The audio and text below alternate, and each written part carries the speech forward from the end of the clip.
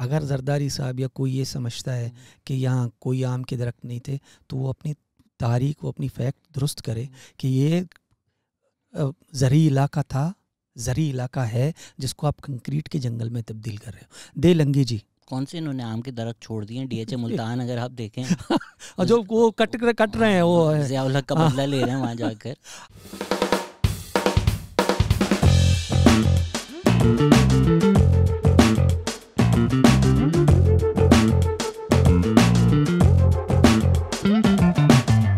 Hello अस्सलाम वालेकुम। आज एक बहुत ख़ास एपिसोड है द पाकिस्तान एक्सपीरियंस की, क्योंकि क्लाइमेट चेंज, एनवायरनमेंट के जो मसले हैं हम सब डील कर रहे हैं, लेकिन कुछ कभी इस तरह की बातें की जाती हैं कि भाई प्लास्टिक स्ट्रॉज यूज़ कर लो, पेपर स्ट्रॉज यूज़ कर लो।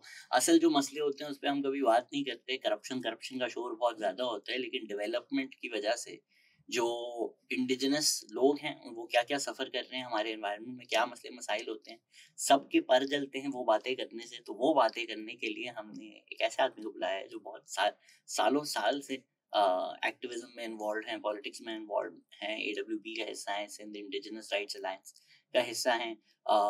जो भी ये प्रोटेस्ट होती हैं आपको सारे फहरिस्त नजर आएंगे। He is raising lot of these really important causes जिसके बारे में मेन स्ट्रीम मीडिया भी बात नहीं करता। फर्स्ट ऑफ ऑल, कैसे हैं सर आप? ठीक, अल्लाह का करम है। आप सुनाएं। हफीज बलूच साहब, थैंक यू सो मच, आप आज हमारे पास आए। मरने वाले हम लोग एनवायरमेंटल क्लाइमेट चेंज, आपको क्या लगता है? समबडी हु सीन दिस, इतने सालों में गर्मी बढ़ती जा रही है, बारिश होती है तो सब कुछ फ्लड हो जाता है। अभी तो डरना चाहिए। अभी तो शुरुआत है। तो आगे आप कह रहे हैं अभी तो पार्टी शुरू हुई है। अभी तो पार्टी शुरू हुई है। अभी तो 43-44 पे है। अब जिस तरह के पॉलिसियां जा रही हैं, जिस तरह ये ग्रीन जोन को कराची के तबाह कर रहे हैं, तो ये 48-50 तक भी टेम्परेचर आ सकता है, और वो जो हीट वेव्स हैं उसमें इजाफा भी हो सकता है। तो कराची का जिस तरह का शहर है, गुंजान आबादी है, तो उसमें और बहुत सारे नुकसान होंगे। उसके लिए हमें तैयार रहना चाहिए। तो सर, हुकूमत तो हाथ उठा देती है, बोलती है भाई ये तो अल्लाह की दी हुई एक अजाब है जो हम पर आ गया है। तो ये कभी नहीं डिस्कस होता, वो जो जिसकी आप भी शायद जिक्र करें, कॉन्क्रीटाइजेशन जो है जिसकी वजह से गर्मी बढ़ती जा रही है। तो थोड़ा समझाना पसंद करेंगे हमें कि किस तरह ये लोग विलफुली कर रहे हैं, इनके एक्शंस की वजह से हो रहा है। देखिए, इसके लिए आपको पाकिस्तान के रियासती स्ट्रक्चर को समझना होगा। खुदा के आसरे में 47 के बाद से तो हम खुदा के आसरे में ही हैं, क्योंकि हमने कोई सिस्टम नहीं बनाया, कोई हमने ऐसा निज़ाम नहीं वज़ा कर सके जो इस खित्ते जो इस मुल्क के हिसाब से हो। उसके बाद जो होना था हमारे साथ, एक तो मज़हब को हमने वैसे ही टूल इस्तेमाल करना शुरू कर दिया। दूसरा, जो यहाँ के सरमायादार हैं, जागीरदार हैं, उनको हमने ताकत दी, एक पैरेलल ताकत। एक तो हमारा एस्टेब्लिशमेंट है, वो एक ताकत है, और उनके अलाइज हैं, सरमायादार हैं, जागीरदार हैं, हमको। तो ये तो होना था। और इस पे बात भी कम होती है कि जितने भी लूप्स हैं जो इस निज़ाम में, उस पर कोई बात करने को तैयार नहीं है। एक आधा हिस्सा गंवाने के बाद हमने आइन दिया, और वो आइन भी 3-4 साल के बाद हमने उसको वो कर दिया कि अब उसकी वक़्त ही कुछ नहीं है। सिस्टम जब ताकतवर होता है तो ये सारी चीज़ें रोकी भी जा सकती हैं, इन पे बात भी की जा सकती है। लेकिन अफसोस की बात है कि सिस्टम के लूप्स और जमहूरियत का ना होना, तो इस हवाले से जो नीचे जो आम आवाम है वो सफ़र कर रही है, और इसी तरह जो सरमायादार हैं उन्हें जो रास्ता मिलता है, जो ज़मीन मिलती है, वो एक्वायर करते जा रहे हैं, और ये कंक्रीट का जंगल बढ़ता ही जा रहा है। सर, इसमें जो हम सरमायादार को बुरा भला कहते हैं, ज़ाहिर बात है वो तो एक जालिम है। लेकिन हमारी जो आवाम भी है, डू यू फील कि वो लोग भी थोड़े, क्योंकि उनको शायद फ़ायदा मिल जाता है, प्लॉटें मिल जाते हैं, बहरिया टाउन की फाइलें मिल जाती हैं, तो वो करप्शन का जोर एक सियासी बुनियाद पर बहुत ज़्यादा करते हैं। लेकिन करप्शन की बुनियाद पर जब ये मैसिव हाउसिंग सोसाइटी बनी होती है तो वो उस पर ही जाके लाइन लगा देते हैं फाइलें लेकर, क्योंकि आपने कुछ दिया नहीं है। एक तरफ तो आप कहते हैं कि एक ज़राई मुल्क है, ठीक है, ज़राअत के साथ आपने इंडस्ट्रियलाइज भी करने की कोशिश की, वो भी बेहंगम तरीके से, जिनका आपके पास कुछ भी नहीं है, कारोबार आपका तबाह है, मईशत आपकी तबाह है। तो लोग क्या करें?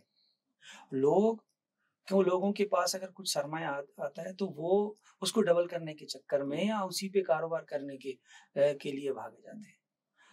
अब आपके पास ऑप्शन कितने हैं? अगर मेरे पास 1 लाख 2 लाख आ गए तो मेरे पास ऑप्शन क्या है?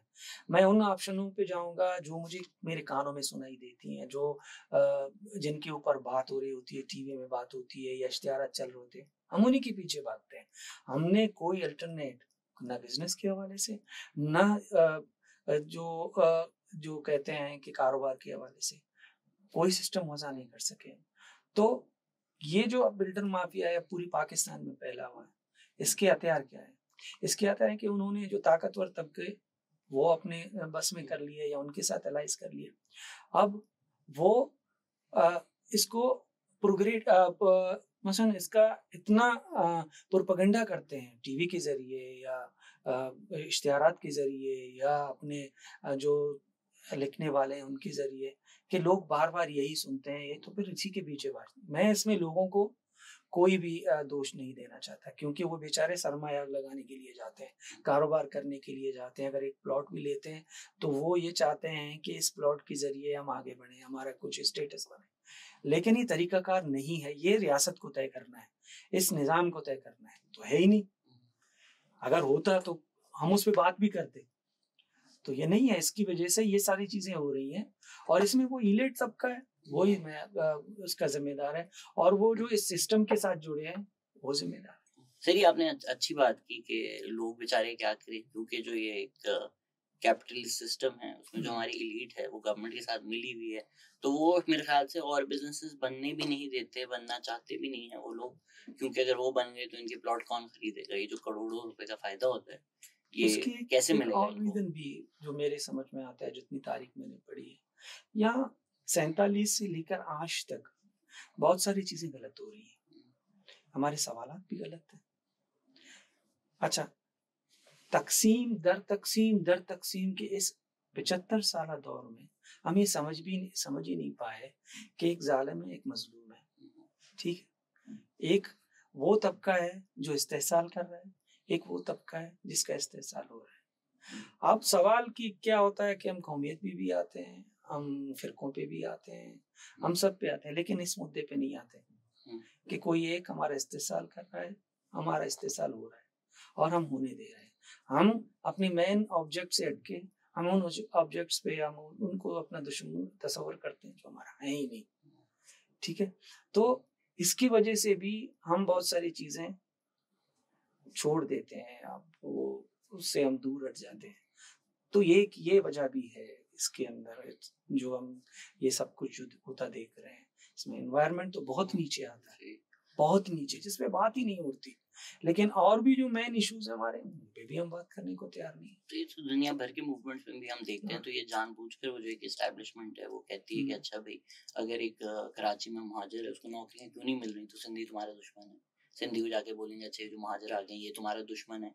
ये जो तकसीम की सियासत है इससे फायदा सियासी पार्टियों को शायद लगता हो कि शॉर्ट टर्म में हमें हो रहा है, लेकिन इससे फायदा उनको ही होता है जो हमें इन चीजों में लड़ाते रहते हैं और असल जो लड़ाई है वो हमें नजर ही नहीं आती। अच्छा, इसमें जो आपने 2 बातें कही ना, पहली बात तो ये तकसीम की बात की, कौमियत की बात की, मुहाजिर ये जो इंसान की शुनाख्त है वो ज़मीन से होती है। सदियों से हम ज़मीन दुनिया के साथ जुड़े हुए हैं और दुनिया में भी शनाख्त का मयार आपका ज़मीन है। जिस खत्ते ज़मीन पे आप, आपके बाप-दादा रहते हैं, वो आपकी पहचान है। ये जो मुहाजिर लफ्ज़ है ना, यस मुहाजिर, मैं यहाँ किसी को मुहाजिर नहीं समझता। 47 में जो भी यहाँ अच्छा, एक है कि 47 का जो ये तक़सीम है, मैं उसको खुद अलमिया ही कहता हूँ कि लोग हिजरत करके यहाँ पे आए, लोग यहाँ से हिजरत करके गए। अब जो वहाँ से यहाँ आए, वो अभी भी खुद को मुहाजिर कहने पे बज़िद है। यानी कि अगर आप एक मुहाजिर का लफ्ज़ है या मुहाजिर की जो इस्तिलाह है, वो एक आप इसको वक़्ती तौर पर आप इसको कह सकते हैं कि मैं मुहाजिर हो सकता हूँ, आप मुहाजिर हो सकते हैं जब हम कहीं बाहर जाएँ।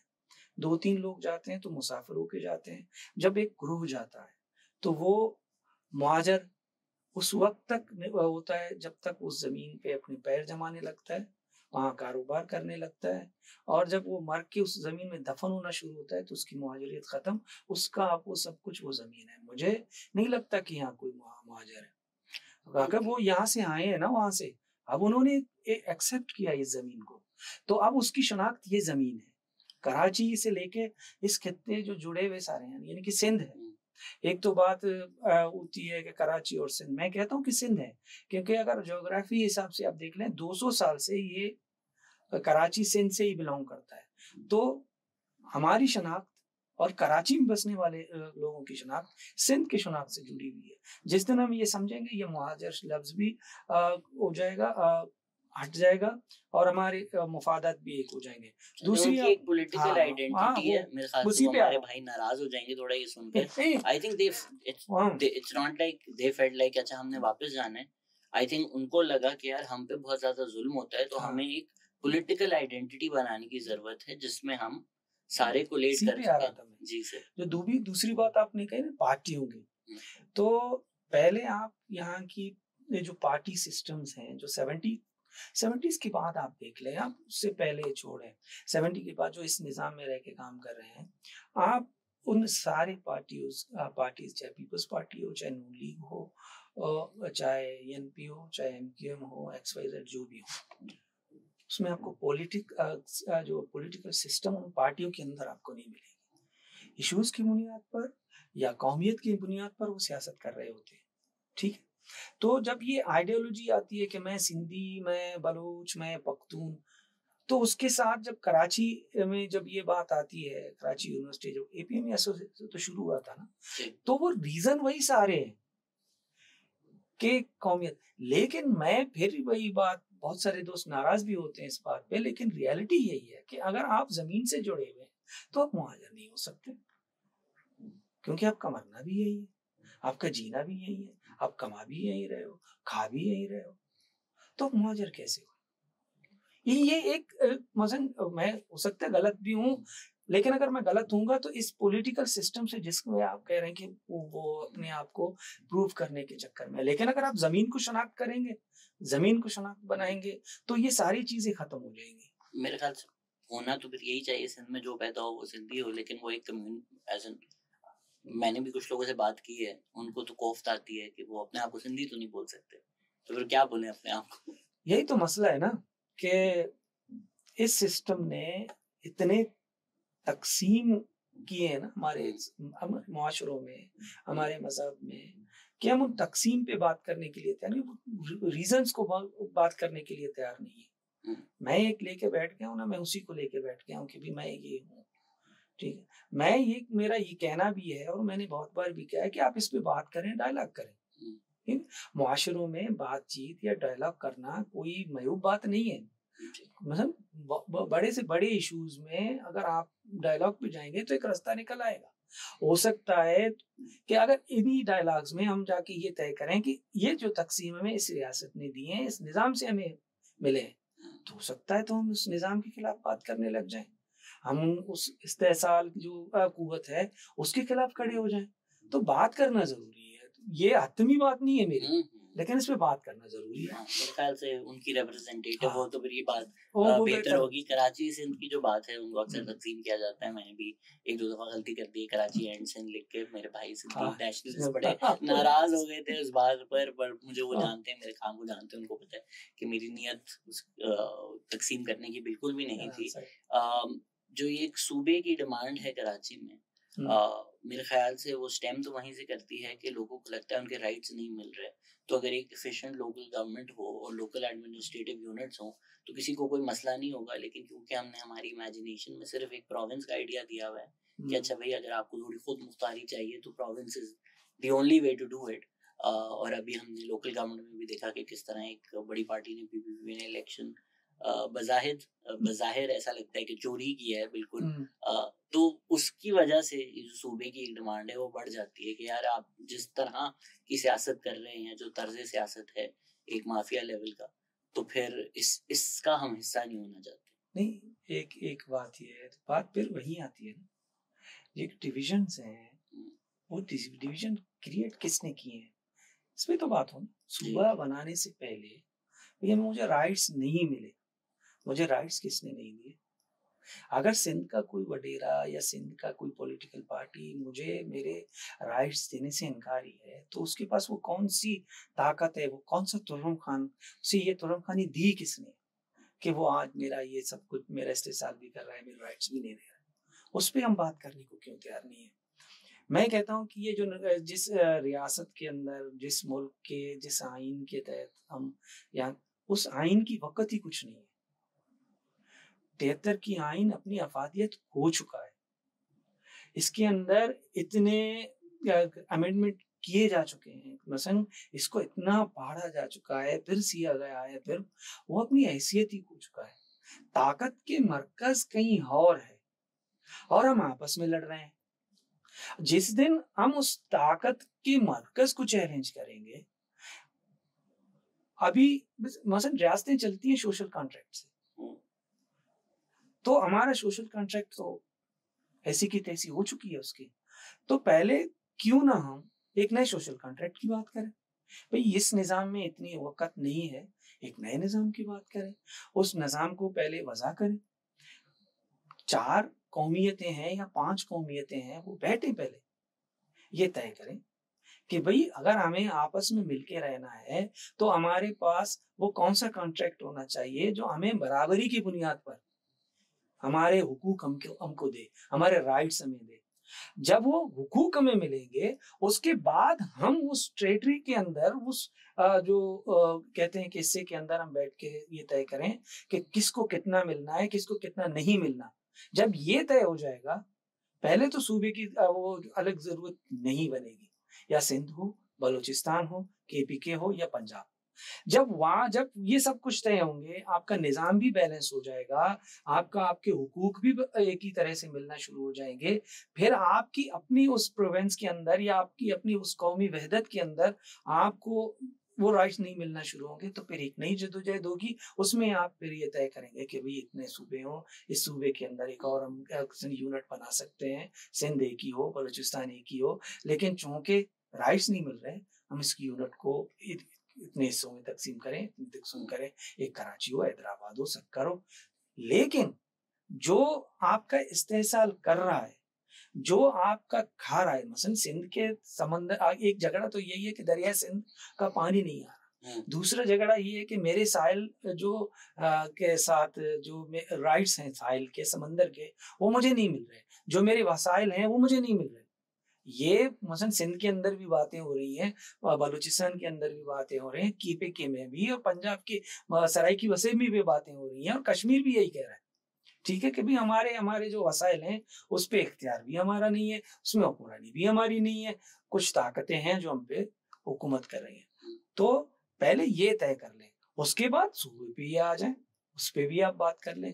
असल दुश्मन को भूल के अगर हम आपस में लड़ते रहेंगे तो फायदा कोई और उठा के ले जाएगा। इसमें आई थिंक आइन बेचारे की तो गलती नहीं है, कॉन्स्टिट्यूशनल अमेंडमेंट तो राइट है, अगर आपके पास 2/3 है तो आप कर सकते हैं, एक आमिर नहीं कर सकता, आप कर ये कहा गया ना, आइन एक ताकतवर वो होता है, टूल होता है जो सारे मुल्क को जोड़ता है।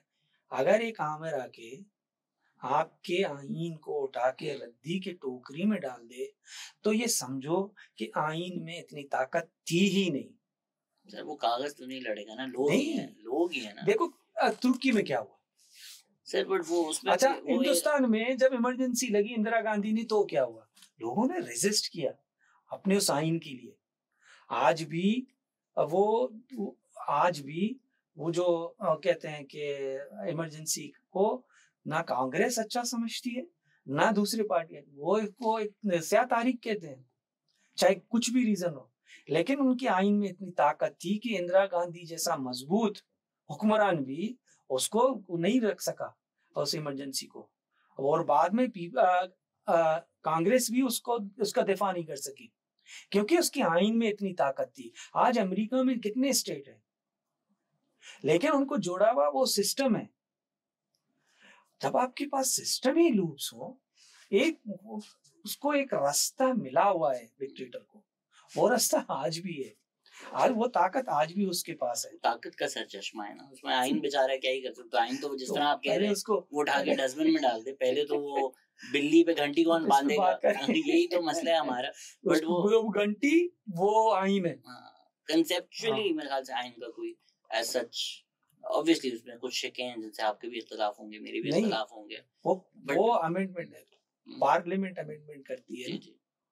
आया पार्लियामेंट में वो ताकत है, पार्लियामेंट में वो ताकत है। ये सवाल मैं आज नहीं, ये जब हुकूमतें गिर रही थी 88 के बाद, हुकूमतें गिर रही थी, बन रही थी, और आज वो सब कुछ सामने होगा कि ये गिर कहाँ से रही थी, बन कहाँ से रही थी। वही सर जो ये अनकॉन्स्टिट्यूशनल एक्स्ट्रा कॉन्स्टिट्यूशनल एफर्ट्स हैं, इनसे इख्तिलाफ ज्यादा है as opposed to the constitution itself. इसमें खुला ताजाद जो है, ये मुझे जरा बताएं आपको क्यों लगता है कि एक एस्टैब्लिशमेंट है जो वन यूनिटाइजेशन भी करती है, जो कहती है कि अपनी जो शनाख्त है उसको मिटा दो, उसको खुद दफन कर दो, आज से आप बलूची, सिंधी, पंजाबी, पश्तून नहीं है, आज से आप सब पाकिस्तानी हैं। फिर जब सियासत होती है या मफादात की सियासत होती है तो वो इन्हीं आइडेंटिटीज को फ्लेयर अप करके उनमें कॉन्फ्लिक्ट कराकर की जाती है, करवाई जाती है कि अच्छा तुम पश्तून हो, तुम सिंधी हो, तुम हाजिर हो, ये तुम्हारे दुश्मन है, अब आपस में लड़ो। तो ये खुला ताजाद नहीं है। ब्रिटिश ने किस तरह राज किया था 200 साल, तकसीम करो हुकूमत करो, लड़ा और हुकूमत करो, सिंपल फार्मूला। दो कौमी नजरिए की बुनियाद पे मुल्क बना था, ठीक है ना। अच्छा, दो कौमी नजरिए आपका 70 में वो आपका नजरिया भी टूट गया, ठीक। 71 में बांग्लादेश ने क्या किया उसके बाद, इस्लाम को एक तरफ करके रियासत को मजबूत किया, अपने इंस्टीट्यूशन को मजबूत किया, पार्लियामेंट के जरिए अपने एस्टेब्लिशमेंट को पीछे कर दिया। कि एस्टेब्लिशमेंट तो वही है नहीं, लेकिन फिर भी आज वो तरक्की के जिस मयार पे है उसमें आप सियासतदानों को क्रेडिट दे सकते हैं ना, देते भी हैं, आपको देना पड़ेगा। हमारे यहाँ क्या हुआ 65 की जंग के बाद, या कि पॉलिटिकल पार्टी बनती है जुल्फिकार अली भुट्टो की, वही जुल्फिकार अली भुट्टो जब इक्तदार में आते हैं तकसीम के बाद, वो क्या करते हैं, बलूचिस्तान और KPK की गवर्नमेंट, मुंतखब गवर्नमेंट तोड़ देते हैं, उसी जनरल टिक्का खान को भेजकर, उसी टिक्का खान को भेजकर, ठीक है। यानी कि अच्छा, वो आइन भी बनता है 73 में, तो मेन स्टेक होल्डर के जो मेन पिलर थे उन्होंने इस आइन को नहीं माना, खैर बख्शमरी ने नहीं माना, अताउल्लाह महंगल ने भी इसकी मुखालफत की, GM सैयद ने भी इसकी मुखालफत की, वली खान ने भी, बादशाह खान ने भी मुखालफत की, वली खान ने मुखालफत की, लेकिन एक दो शेखों के अंदर उसने कहा कि ठीक है जब आप ये कर रहे हैं, तो वो उसने आके साइन किया। तो ये भी आप नहीं भूल नहीं सकते कि ये जो हम जब नए कॉन्ट्रैक्ट की बात करते हैं तो उसका भी बुनियाद यही है कि इस आइन में वक़्त है ही नहीं। जो तकसीम 47 में शुरू हुआ मजहब के नाम पे, वो आके इतना 71 में इतना हुआ कि आपका एक आधा मुल्क ही चला गया। यानी कि 77 अयूब खान, सिकंदर मिर्जा के बाद अयूब खान, इन्होंने वो बुनियाद रखी कि यहाँ इन रिटर्न में नहीं तो नहीं, लेकिन उन्होंने ये तय किया कि भाई यहाँ ताकत का सर चश्मा सिर्फ एक ही होगा। आप उसको 1 यूनिट करके उन्होंने उसको इम्पोज करने की कोशिश की। बाद में जब कमजोर 71 में फौज कमजोर हुई, एस्टेब्लिशमेंट कमजोर हुई, पॉलिटिकल पार्टियों के पास इतना वक्त था कि वो इसको आगे ले जाते, लेकिन नहीं हुआ। 73 में उसी फौज को इस्तेमाल करके अपने पाँव पे खुद कुल्हाड़ी मारी गई। सर अगर आज हम सोचते हैं कि हम चले कंसेप्चुअली एक आइन बनाए, सब मिल जाए, सब कंसेंसस उस पे हो, अगर किसी का नहीं होता, अगर मरी ट्राइब का नहीं होता, अगर मेंगल ट्राइब का नहीं होता, तो आप क्या कर सकते हैं? अगर वो कहते हैं हमें अलग एक मुल्क बनाना है, तो आप क्या कर तो आप कुछ भी नहीं सकते। एक चीज है ना, दो चीजें हैं यहाँ पे। एक आपका ये है कि आप बैठे तो सही बैठे इस बात में, आप तो बैठने के लिए तैयार नहीं, आप बैठे, उसके बाद आपके जो पॉलिटिकल रूट्स हैं, जो बेसिकली अगर देख लें आप तारीख उठा के देख लें, बलूचिस्तान और सिंध के पॉलिटिकल रूट्स आपको बेहतर नजर आएंगे बनिस्बत KPK, बलूचिस्तान और सिंध के बनिस्बत पंजाब के, ठीक है। तो आप उन पॉलिटिकल पार्टीज को इंगेज तो करें ना पहले, मतलब अगर आप केपीके से अगर किसी को लेना चाहें, कौन से हैं उनके स्टेक होल्डर्स हैं? एनपी है, पीटीआई तो उनकी खुद की बनाई हुई है, आज वो गिर रही है। और दूसरे कौन से हैं? सकता है आप मुल्ला को भी, वहाँ के जो ताकतवर हैं उनको भी आप बिठा लें। बलूचिस्तान की पॉलिटिकल पार्टी है, नेशनल पार्टी है, पीएनपी है। आप अलहदी पसंदों को छोड़ दें पहले, जो अलहदगी की बात करते हैं। सिंध के आप में जो पार्टीज हैं, मसलन अगर पीपल्स पार्टी को ले लें आप, सिंध के एक दो कॉम्प्रेस पार्टी जिनके रूट्स हैं नीचे तक, आप उनको उठा कर ले, सरायकी वसीब के और पंजाब के को बिठाएं तो सही ना। आप उनको बिठाने के लिए भी राजी नहीं है, आप इसी बोसीदा निजाम को कंटिन्यू करने के ऊपर ही आप बजिद हैं। मैं ये नहीं कहता कि अभी ये आइन है इसको फाड़ दें, आप इसी के तहत आपको ये है कि आपका आइन में कानून साजी भी हो सकती है, तो नए सोशल कॉन्ट्रैक्ट की भी बात हो सकती है।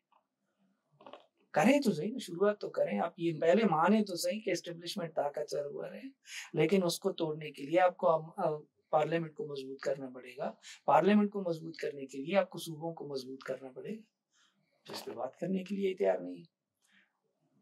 आप इस पे बात करें तो बहुत सारी चीजें और भी खुल के आएंगी। मजदूरों की हालत क्या है, माहीगीरों की हालत क्या है, कानगनों की हालत क्या है, तुलबा की हालत क्या है, यहाँ क्या हो रहा है, वो सारे खुल के आ जाएंगे। अभी आप मसन अब डंडे के जोर पे यार एस्टेब्लिशमेंट भी आप आर्मी कह लें, मुझे तो कोई एतराज नहीं है, आप मुल्क आर्मी चला रहा है। अगर आर्मी डंडे के जोर पे कह रहे हैं कि इस आइन की जब भी मुझे जरूरत होगी तो मैं डंडा लेके खड़ा हूँगा, तो इसको आप नहीं उठा सकते। लेकिन जब भी मुझे इस आइन की जरूरत नहीं होगी, मैं उसको उठा के फेंक दूंगा और अपना डंडा चला दूंगा। इस तरह तो नहीं होता। क्या मसन मुशर्रफ के बाद क्या हुआ? मुशर्रफ के बाद ज्ञानी हो या राइल शरीफ हो या ये बाजवा हो, आज ये तय है कि सारे मंसूबे, सारे तरीकेकार कि किसको खड़ा करेंगे, कौन जीतेगा कौन नहीं जीतेगा, ये सब कुछ हम मान भी रहे हैं, इस पे हम बात भी कर रहे हैं, लेकिन हम ये मानने को तैयार नहीं कि एस्टेब्लिशमेंट रात मुल्क चला रहे सर। एक नसीम फर्रुख है, इमरान खान का भी कानूनी मसलन का केस लड़ने के लिए सुप्रीम कोर्ट में मौजूद है। वही फर्रुख नसीम जब नवाज शरीफ शहबाज शरीफ वजीर आजम होता है, तो उसके लिए भी वकील वही है। ये क्यों? उसके सीन बने हुए जो दूसरे बहुत सारे वकील हैं, आइन नहीं जानते क्या? तो पहले आप एक माने, आप बैठे, आप अपनी गलतियों को देखें, कहाँ पे गलत कर रहे हैं। जब आप उसको देखने जाएंगे तो जो सबसे बड़ी गलती आपकी ये आईनी नहीं। हाय, मेरे ख्याल से सबसे बड़ी गलती तो आइन नहीं है, गैर आइनी सबसे बड़ी गलतियां हैं। उसमें भी देखें, बात समझने की सवाल वही है कि बच्चे में शायद गलती नहीं है बच्चे का बाप कौन है ये फैसला नहीं हो सक रहा, वरना बच्चा तो बेचारा है पहले बता दो बाप कौन है, ताकि हम भी कॉलम में लिख सकें। बात ये है कि 47 के बाद हम पे ये कहा गया कि भी अब पाकिस्तानी बने। पाकिस्तानी कुछ तो चीज नहीं है, हवा पे खड़ी हुई चीज है। यहाँ पे कौमें आबाद थी, इंडिजिनियस, जिनकी अपनी तारीख है, ठीक है, अपनी तारीख है, अपनी जुबान है, अपने रस्म रिवाज है, इसे कोई भी इनकार नहीं कर सकता। आपने क्या किया? 20-30 साल तक अपने 1 यूनिट के जरिए आप उन्हें मजबूर करते रहे कि नहीं भी आपको पाकिस्तानी बनना है। हालांकि दरपर्दा मफादत कुछ और थे कि बांग्लादेश को आबादी को और अपनी आबादी के हिसाब से तो करना है, ठीक है। बाद में क्या हुआ? बांग्लादेश अलग हुआ। अब उसी तरीके को कुछ और तरीके से भी इम्पोज करने की कोशिश की जा रही है। पाकिस्तानी बने यार, पाकिस्तानी बनने से पहले अगर मैं बलूची बोलता हूँ तो मुझे बलूच होने में क्या है? अगर आप उर्दू बोल दें तो आपको उर्दू मसन अपने शनाख्त के साथ जाने में क्या है, क्या बुराई? उसके बाद आप पाकिस्तानी बने, कुछ भी बने, क्योंकि मैं बलूच हूँ, 10,000 साल से भी मेरे आबा अजदाद बलूच होते आ रहे हैं। मैं इस्लाम मैंने कबूल किया 1400 साल के बाद, मैं पाकिस्तानी बना 75 साल के बाद। जब आप अभी जो मसलन ये जब इंडिजिनस राइट्स अलायंस हमने फॉर्म की तो उसका बुनियादी मकसद ये भी यही था कि किसी मलक रियाज को कोई भी ये हक हासिल नहीं कि वो ज़मीन का टुकड़ा लेके और कहे कि मैं इस ज़मीन के टुकड़े को तरक्की दे रहा हूँ, यहाँ पे रोड बनाऊंगा, बिल्डिंगें बनाऊंगा, यहाँ पे जो सदियों से आबाद लोग हैं वो कहीं और जाके मर कब जाए। इस तरह तो नहीं होता ना, इक्वेट नहीं होते। तो यहाँ जो निज़ाम है ना उसका मसला भी यही है कि यहाँ के इंडिजीनियस जो लोग हैं, यहाँ की इंडिजीनियस जो बोलियाँ हैं, यहाँ की इंडिजीनियस जो तारीख है, उसको मस्क करने की कोशिश की जा रही है अपने आपके सिलेबस के जरिए, अपने आपके नाम में दानश्वरों के जरिए। ये कोशिश जारी है और ये कोशिश करने का हक उसे किसने दिया है? इसी आइन ने दिया है कि भाई आप ये करो, झूठ बोलने की, झूठ पढ़ाने की, झूठ तारीख वजह करने की, तो ये उसी ने दिया है। तो हमारा झगड़ा भी वही है। हम अगर आज महदूद हैं सिर्फ मल्लीर के एक कोने में, लेकिन हम बात करते हैं पूरे पाकिस्तान की, क्योंकि जब तक वो नहीं होगा तो हम ये पिसते रहेंगे, हम तो मर रहे हैं। हमें एक तरफ DHA मार रहा है और एक तरफ बहरिया टाउन मार रहा है, एक तरफ मल्लीर एक्सप्रेस वे सबको जोड़ने के लिए वो हमें मार रहा है। लेकिन जब हम कहते हैं कि भाई कराची वालों आप भी सुनो कि ये जो तबाही सारी हो रही है ये सिर्फ मल्लीर की नहीं है, ये पूरी इस खत्ते की है, कराची की है, यहाँ पे जितने भी हैं उनकी है। इसमें फिलोसॉफिकली कंसेप्चुअली मैं मेरे दोस्त ने दानियाल वो आए हुए थे पॉडकास्ट पे, उन्होंने बोला भाई डेवलपमेंट में क्या होना चाहिए, तो मैं मारवी मजहब से मैंने ये सीखा है और मैं अब यही बोलता हूँ कि मेरे ख्याल से कराची की बेस्ट डेवलपमेंट होगी कि डेवलपमेंट हो ही ना, कल से डेवलपमेंट खत्म कर दें तो शायद कराची बेहतर हो जाए। ये एक गिलास है, अगर ये बढ़ जाए क्या करो? नहीं पियोगे तो बाद में ना, आप डाल रहे हो जी रुक जाऊंगा तो रुक जाएंगे ना। तो कराची भरा हुआ है, कराची एक प्याले की तरह है, कराची मुकम्मल भर चुका है, खाली जमीन नहीं है, लेकिन उनके डालने आप इसको डालते जा रहे हैं, वो ऊपर रहा है।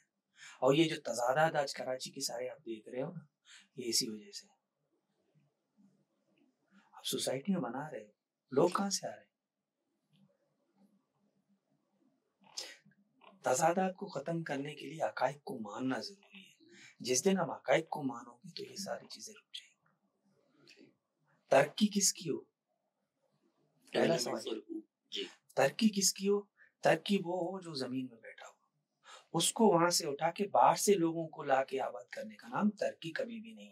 और ये हाउसिंग प्रोजेक्ट है जो भी हो, उनका कॉन्सेप्ट यही है कि जो जमीन से बैठा हुआ है उसको उठा के यहाँ पे मैं रोडें और बिल्डिंगें वो तामीर करके लोगों को आके आबाद, तो फिर वो बेचारा कहाँ जाए? जेंट्रिफिकेशन ये जब बाहर होती है तो इनको बड़ा समझ में आ जाता है कि अच्छा जी ब्रुकलिन जेंट्रिफाई हो रहा है, वो कॉन्सेप्ट इनको समझ में आ जाते हैं। खुद आके जब इधर जेंट्रिफाई करते हैं वो उनको समझ में भी नहीं आता।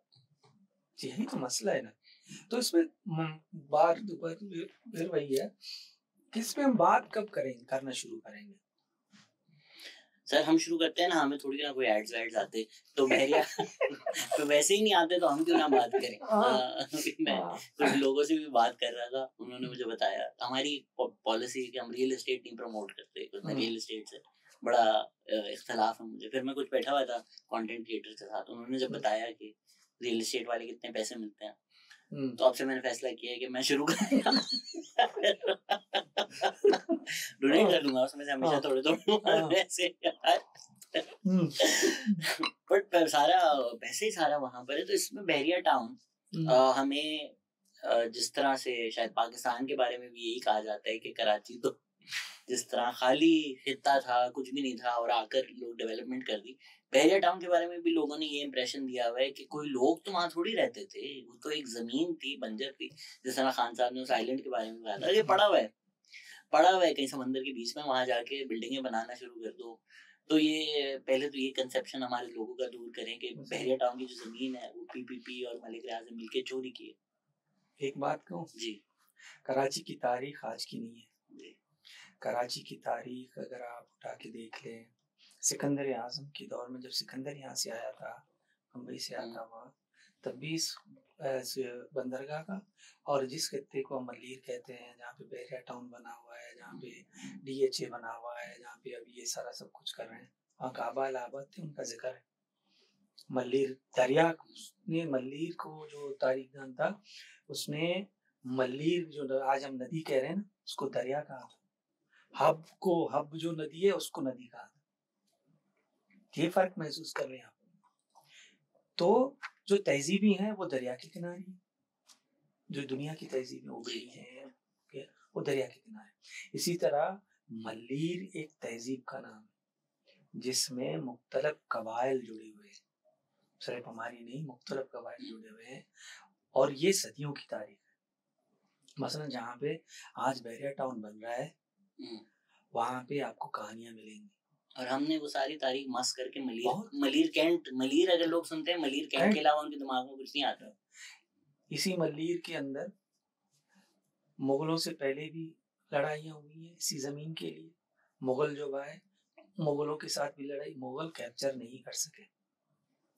उन्होंने क्या किया कि यहाँ जो कबाइल थे, जो क्या थे, बलू कलमती थे या दूसरे थे, उनको जागीरें देखी भी, आप उनको चाहिए था मुगल कैंट बना देते नहीं ना, यहाँ पे वो कब्जा कर ही नहीं सके, ना मीर तक कब्जा कर सके, ना अंग्रेज कब्जा कर सके सही तरीके से, ना इस खत्ते को जो अब मल्लीर कहते हैं इसको ना अंग्रेज, ना मुगल, ना कोई और कब्जा कर सका, क्योंकि यहाँ रेजिस्ट हुई, लोग लड़े। कबाइल इन चरागाहों के लिए आपस में भी लड़े। जब बाहर से हमलावर आए तो वो सारे मुत्तहिद होकर बाहर वालों से भी लड़े। ये एक तारीख है जो अंग्रेजों ने भी लिखी है, जो कहीं नहीं पढ़ाई जाती। जो वो जर्नल आए थे, जिन्होंने अपने नोट्स बनाए, वो आज छपके हैं आपको, और जो यहाँ के तारीखदानों ने उठा के लिखे भी हैं। हम तो खत्ते की तारीख तो पढ़ाते ही नहीं लोगों, मसला यही है, तारीख पढ़ाते हैं। अच्छा, मुगल आए।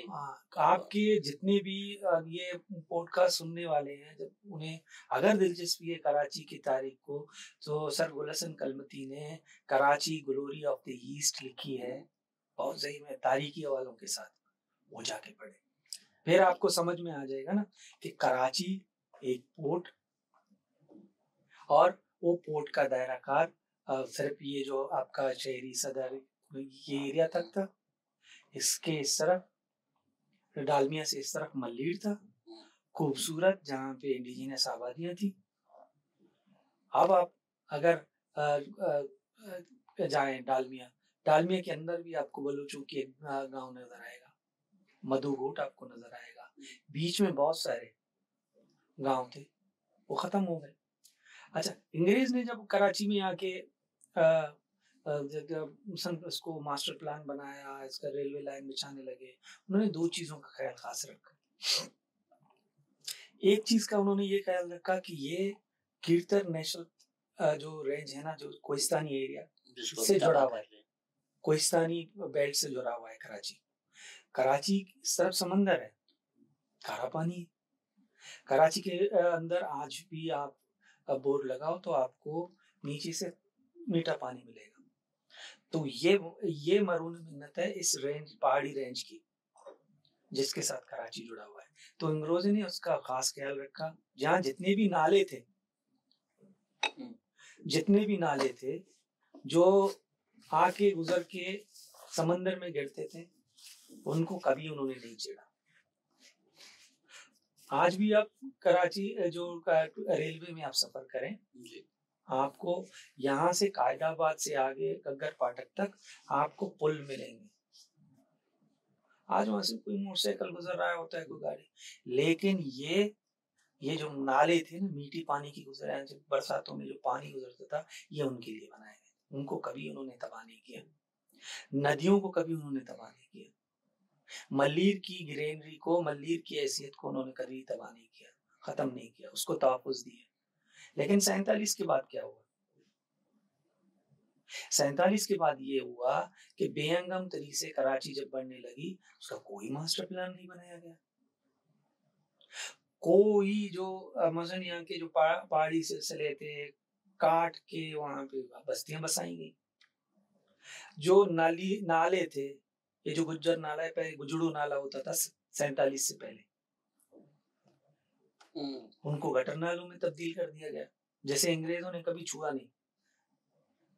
ये तो बहुत इंटरेस्टिंग बात है कि हमने किस तरह नामों को भी, जैसे इंडिया में भी हो रहा है ना, अहमदाबाद और ये वो नामों को वो थोड़ा चेंज कर रहे हैं सबको। हमने तो बहुत साल पहले ही शायद हमारे जो नाम है उनको जेंटिफाई कर दिया। अब गुज्जर नाला, गुजड़ो, दिलचस्प, कराची के जितने भी नाम है ना, औरंगी नाला, कोरंगी नाला, इसके असल नाम में मैं आपको भी बता देता हूँ। बताए औरंगी और वंगी, और कहते हैं बरसात में बलूची में, वंगी उसके गुजरने की को कहते हैं जहां से बरसात का पानी गुजरे, उसको औरंगी कहते हैं।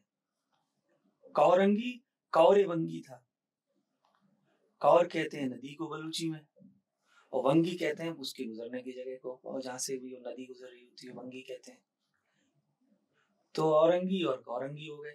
लालू खेत, लालू का खेत था जिसमें सब्जियां उगती थी, लियारी नदी से वो पानी लेता था, तो वो अपने खेत लगाते थे, उसको लालू खेत कहा गया। किया माड़ी, किया बलूची में नाम है, एक इश्किया दास्तान है जो बहुत मशहूर है बलूचों में। कैया सदू, सदू लड़की है, किया लड़का है, उसकी इश्किया दास्तान आज भी मशहूर है, आप देख ले किया सदू की। तो किया नाम है बलूची में। माड़ी बलूची में कहते हैं महल को, तो किया का माड़ी था वहां पे, वो लोग किया की माड़ी की हैसियत से उसको उसकी पहचान थी। 47 से वो बदल के क्या माड़ी बन गया। अगर आपको कुछ कटा कटा लग रहा है तो मेरी गलती नहीं है, कराची इलेक्ट्रिक की गलती है, हमारी बिजली चली गई थी, या तो जिस तरह की हम बातें कर रहे हैं मुझे लगता है बिजली काट दी गई है हमारी कि आपकी आवाज़ वहाँ तक ना पहुँचे। पर आप हमें बहुत खूबसूरत बातें बता रहे थे कि ये जो केमाड़ी हैं, औरंगी है, कुरंगी हैं, इनके ओरिजिनल नाम क्या थे? अच्छा, कुछ नाम अंग्रेज़ों ने दिए वो तब्दील हुए, और कुछ इंडिजीनियस नाम थे। वो इंडिजीनियस नाम भी कराची के अंदर मल्लीर में अभी तक हैं, कुछ बहरिया ने तब्दील किए, लेकिन अभी भी वहाँ के मकामी लोग अभी भी उन नामों को उन्हीं नामों से पुकारते हैं जो पहले से थे। अगर आप कराची के इंडिजीनियस नामों को, जैसे हम गुज्जर नाले का बहुत नाम सुनते हैं, वो गुजड़ो नाला है, क्योंकि यहाँ कोई गुज्जर कौम आबाद नहीं थी। ये मीठे पानी की एक नाला था, मीठे पानी का, जो लियारी नदी में जाके गिरता था। जैसे मैं कह रहा था ना कि ये पहाड़ी इलाका था कराची के सराउंडिंग में, कराची की सराउंडिंग में ये कीर्तर रेंज की पहाड़ियाँ यहाँ से शुरू होती, यहाँ से नहीं लेकिन उन्हीं का हिस्सा था। ये कीर्तर रेंज की पहाड़ियाँ का तसलसल है, या जो कराची के अंदर आज कटी पहाड़ी आप देख रहे हैं, या आप डालमिया के अंदर ये ऊपर चाकर पाओ का पहाड़ है, ये सारे तो नाम इंडिजीनियस नाम थे। गुजड़ो नाला था, उसको गुज्जर नाला कर दिया। अच्छा, औरंगी नाला, और बलूची में कहते हैं बरसात को, वंगी जहाँ से बरसात का पानी गुजरे तो उसको औरंगी कहते थे। आज वो सिर्फ औरंगी है, और किसी को पता नहीं है कि औरंगी है क्या। अगर किसी ने कुछ अपनी तरफ से वो कुछ उसके मतलब निकाल लिए वो दूसरी बात है, लेकिन रियलिटी और हकीकत में औरंगी और वंगी था भैया, और वंगी का इलाका है जब बलूची में हम कहते हैं। कौरंगी, कौर यानी कि मल्लीर नदी या कौर नदी को कहते हैं, और वंगी जहाँ से वो पानी गुजरता है मल्लीर के नदी का, या वो कौर और नदी का पानी, तो उसको हम कौरंगी कहते थे। अब वो तो सिर्फ कौरंगी बन गया है। किया माड़ी, किया बलूची में एक नाम है, शख्सी नाम है। बलूचों की तारीख का जो एक बहुत ही बड़ा इश्किया दास्तान है किया सदू का, तो किया उसमें मेल कैरेक्टर है, सदू फीमेल, तो किया नाम है। माड़ी बलूची में कहते हैं महल को, आज भी माड़ी कहते हैं महल को, तो किया का माड़ी था यहाँ पे किसी वक्त में, तो वो किया की माड़ी की वजह से जाना जाता था। बाद में वही सिर्फ किया माड़ी बन गया। तो ऐसे बहुत सारे नाम हैं, ठीक है। अच्छा, ये जो डालमिया का एक जो पहाड़ है, इसकी एक शोहरत भी अपनी है। किया इसी डालमिया के साइड में जो पहाड़ था जो आज नीवी वालों के कब्ज़े में है, ये चाकर का पाहू कहलाता था। चलें, इसकी तो शायद कोई अजीब ही तारीख हो के रोड का नाम डालमिया रखा है। हाँ, ये डालमिया अंग्रेज़ों की वजह से, अच्छा, जैसे अच्छा। हाँ मसलन मुझे लगा डमलूटी, किसी हाँ बीवी ने रखा है। डमलूटी जो मल्लीर का बहुत ही ज़रखेज़ इलाका है, जैसे आज मल्लीर एक्सप्रेस वे की वजह से जी, तबाह जी। किया जा रहा है। जो डमलूटी वो इलाका है जहाँ 1883 से शहर को पानी मुहैया का वो सप्लाई होना शुरू हुआ। वो एक अंग्रेज़ से डालमिया डमलूटी, और उसका नाम आगे पीछे मेरे जहन से निकल गया। वो ग्लोरी ऑफ ईस्ट में आप अगर कोई पढ़ ले तो उसमें है, मेंशन है। तो वो उन्होंने सारा सिस्टम बनाया हुआ था, तो डमलूटीज़ वाल वही बनाए, तो वो उसी के नाम से थे जो अंग्रेज़ों के बाद वो बने। तो बहुत सारे इंडिजीनियस नाम थे कराची के अंदर जो आज आपको नहीं मिलते या किसी को पता भी नहीं है। ये बताने की ज़रूरत है। इरफान हाँ। जुनेजो ने अंडा मोर वगैरह पे बड़े अच्छे व्लॉग्स बनाए थे। अगर वो इन चीज़ों हाँ। पे भी बना दे Irfan, if you are listening, I हाँ। थिंक हफीज़ साहब से you should get in touch. Sir, Bahria town पर आते हैं। बताएं ज़रा, बहरिया देखो- टाउन की तारीख क्या है, कितनी सदियों से है यहाँ पे आबाद? मुबशर जैदी साहब इसको भेड़िया टाउन कहते हैं। वो हमने ही कहा था। अच्छा। वो हमारे राब्ते में है। उनका वैसे बहुत शुक्रिया। 2021 में 2020 में उन्होंने हमें जो सोशल मीडिया में यार अपने ज़राट के प्रोग्राम में जिस वक्त वो करते थे, उसने हमें बहुत सपोर्ट किया। आपके वसाइल, आपके शुक्र की वजह से आज तक हाँ। डॉन को बहरिया टाउन के ऐड नहीं मिलते उस वजह से। तो 2013 के बाद इसका जिक्र हमने शुरू किया। बहरिया टाउन के अंदर बहुत सारे गांव आते हैं, इंडिजीनियस गांव जो सदियों से आबाद हैं, जिनकी अपनी तारीख है, जिनके पास कागजात हैं, इन ब्रिटिश जोन के, जो क्योंकि पहले तो कबाल मूव थे, कभी इस तरफ जहाँ चिराग आई, थोड़ा सा बरसात के बाद उस तरफ मूव कर गए। अंग्रेज़ों के ज़माने में स्टिल वो उन्होंने गांव बनाना शुरू कर दिया, तो वो वहाँ आबाद रहे। तो अंग्रेज़ों ने उन्हें गांव की हैसियत भी दी, किसी को दी, किसी को नहीं दी। तो 2014 के बाद ने सुना कि मलिक रियाज साहब को ये ज़मीनें पसंद आ गई हैं, और हमने एक मीटिंग भी रखी जिसमें हमने अपने तारीखदान को भी बुलाया। गुलशन कलमती थे, उसके साथ डॉक्टर रुकमान गुलपालारी थे, अपने इलाके के लोगों को भी हमने बिठाया। उस वक्त हो क्या रहा था कि 1 इंच भी ज़मीन मलिक रियाज के पास नहीं थी। फाइलें बेच रहा था और टीवी में इश्तिहारात चल रहे थे बहरिया टाउन के। ये सब बाद में हुआ कि एमडीए के ज़रिए उसे ज़मीनें दी गई। एमडीए क्या? MDA Malir development authority, okay. कोड़ियों के मोल से। हालांकि ये 2018 के जजमेंट में है, जब बहरिया टाउन को सुप्रीम कोर्ट ने गैर कानूनी करार दिया था। अगर कोई जाके पढ़ना चाहे तो वो जजमेंट पढ़ ले, तो उसमें बहरिया टाउन की पूरी हकीकत यहाँ है। पर सर, उस जजमेंट का जब उन्होंने बोला कि ये गैर कानूनी है, आपने ज़मीन चोरी की है विलेजर से, अच्छा ऐसा करें हमें पैसे देते हैं, अच्छा, ठीक है, तो ये उस क्या पे भी तरीका आता है? हूँ, उस पे भी आता हूँ। वो बहुत अच्छा, क्योंकि हमने वो चैलेंज भी किया था, वो जजमेंट जो हमारी सुनी नहीं गई। ये वही जजमेंट है जिसकी वजह से ताने बाने जोड़ ताने के बाने खान वो कहाँ साहब अरेस्ट हुए हैं। जी, सब वहाँ पे जाते हैं। तो उस वक्त भी हमने कहा था कि ये गलत हो रहा है। आज जहाँ पे ग्रांड मस्जिद बनी हुई है, अली विला है, यहीं से कीर्तन रेंज की पहाड़ियाँ शुरू होती हैं। यहीं से मल्लीर नदी को पानी मुहैया होता है बरसातों में, मानसून में। यहीं पे बहुत सारे हिस्टोरिकल प्लेसेस हैं।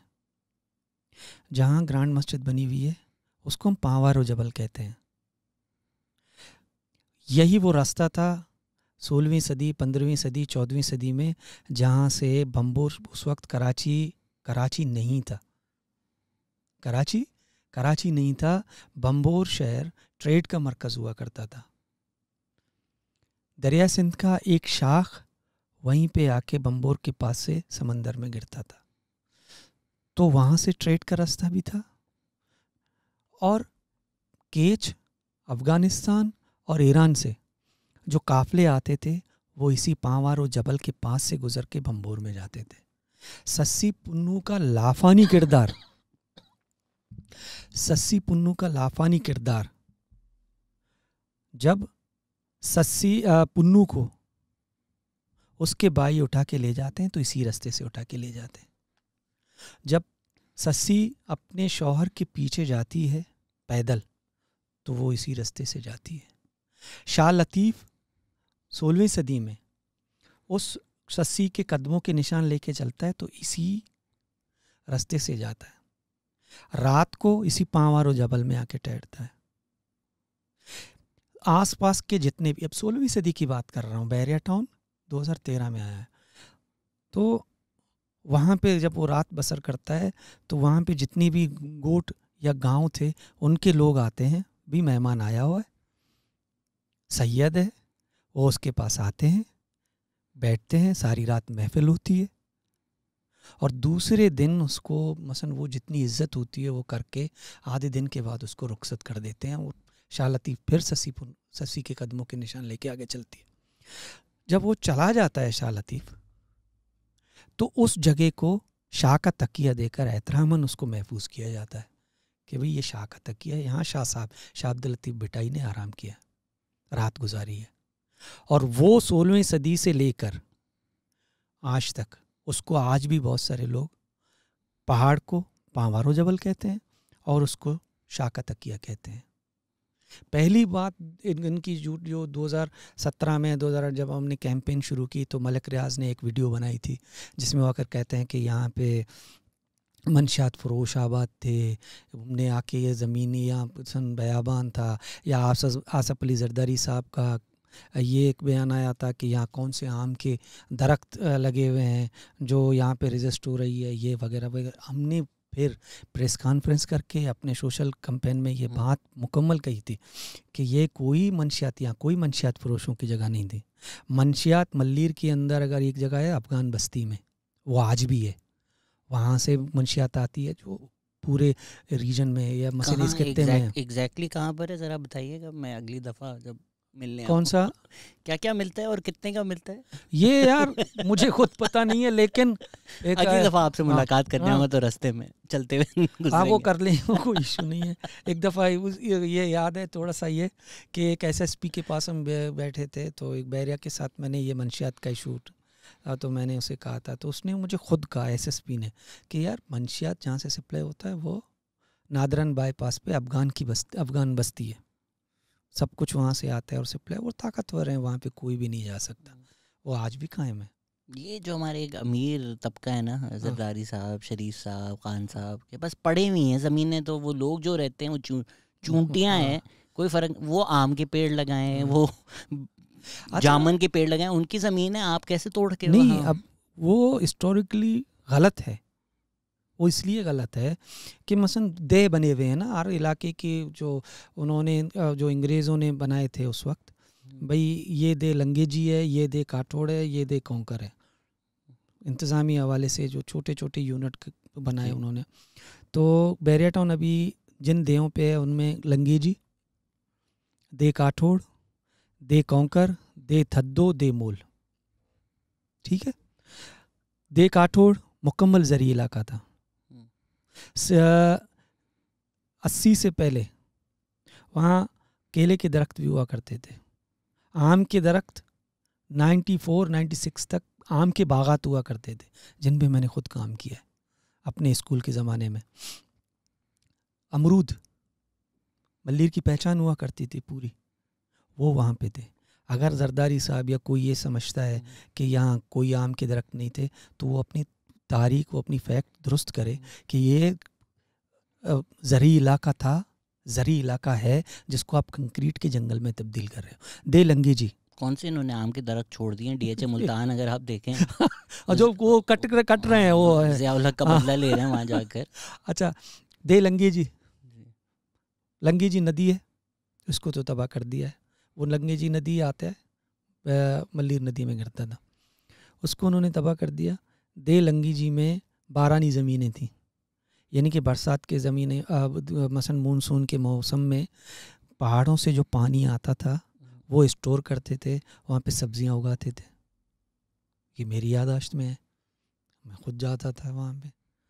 वो गांव है, गांव के पास में सारी बारानी ज़मीनी, मसन अगर बैरिया के अंदर अभी आज भी जितने भी गांव हैं जो इन्होंने इसराइल तर्ज पे दीवार लगा के बंद कर दिए हैं, उनका माशी कत्लेआम कर चुका है वो, उन गाँव के साथ बारानी ज़मीनें हुआ करती थी उस्मान अल्लाह रखियो, नूर मोहम्मद गबूल गोट, आजी अलीदाद गबूल गोट, रोज़ी गबूल गोट, आदि बख्श गबूल गोट, दरिया खान गबूल गोट, आजी अली मोहम्मद गबूल गोट, डीपार गुंदर।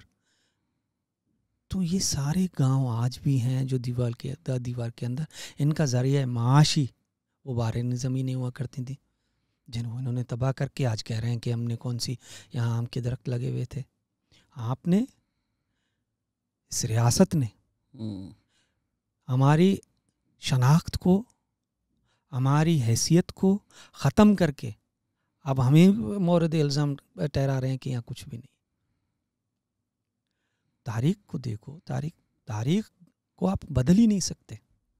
जो अंग्रेज़ों ने लिखा है, जो बाद में आने वालों ने लिखा है, तो आप उसको बदल ही नहीं कर सकते ना।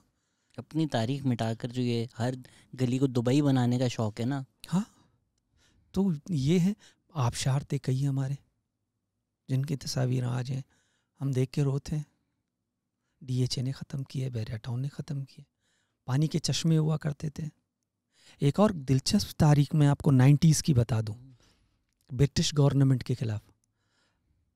अच्छा, दरिया खान गबोल, रोज़ी गबोल के बीच में, गांव के बीच में एक गार हुआ करता था वहाँ पे, जो अब बैरिया ने मुकम्मल ख़त्म कर दिया। वहाँ पे एक चश्मा का, पानी का चश्मा भी बहता था। वहाँ हम 86-87 में जाके नहाते थे, पानी हमेशा बहता रहता था। उस वहाँ थोड़ा सा पीछे, उस पानी के थोड़ा सा पीछे एक गार हुआ करता था। 1928 से लेकर 1938 या 40s के नज़दीक तक वहाँ पे बरतानिया मईशत को नुकसान पहुँचाने के लिए उन्होंने जैली करेंसी बनाए और सर्कुलेट किए पूरे सिंध के अंदर। वो कई गारों साकरों से पकड़े गए, वहाँ पे रेड हुई। रेड से पहले सबको, क्योंकि जंगल था, सबको पता चल गया था कि भाई ये चीज़ हो गया है, तो वहाँ के गांव वालों ने जाके वो सारे करेंसी थे बेशतर उठा लिए। कुछ वहाँ रह गए, कुछ उन्होंने दफन कर दिए। जब हम बच्चे थे 86-87 के बाद हम वहाँ जाते थे, तब उन सिक्कों से खेलते थे। उस जगह का नाम था नन्नू कुन। वो तबाह हो गया। हालांकि कितनी बड़ी इन्होंने तहरीक चलाई थी कि ब्रिटिश गवर्नमेंट की मईशत को हम नुकसान देंगे। वो तारीख रिटर्न में आपको कहीं नहीं मिलेंगे। वो सिक्के मेरे पास, उनकी तस्वीरें हैं, उस सिक्के आज भी आपको वहाँ गांव वालों के पास मिलेंगे। यानी कि ये रीसेंट तारीख है 90s के अंदर। तो बैरिया टाउन ने हमारी जो गांव की हैसियत है वो उसको ख़त्म कर दिया, उसका मुआशी कत्लेआम कर दिया। अच्छा, अब कर क्या रहा है? पहले जहाँ पे स्कूल्स वगैरह थे, बच्चियाँ भी पढ़ते थे, बच्चे भी पढ़ते थे। अब इस बैरिया टाउन की वजह से बच्चियों की तालीम मुकम्मल बंद हो गई है। दूसरी बात, बैरिया टाउन कराची के लिए मंजूर हुआ था, लेकिन अब वो जाके कीर्तन नेशनल पार्क, ज़िला जामशोरो, दे मोल के अंदर, दे थद्दो के अंदर तबाही कर रहा है, कंस्ट्रक्शन कर रहा है। बैरिया टाउन 2 के एड्स आ रहे हैं। वो नहीं, वो नहीं, वो और है। वो दूसरी तरफ है, वो दूसरी तरफ है। ये मुकम्मल कीर्तन नेशनल पार्क के अंदर, जहाँ कीर्तन नेशनल पार्क के बोर्ड लगे हुए हैं।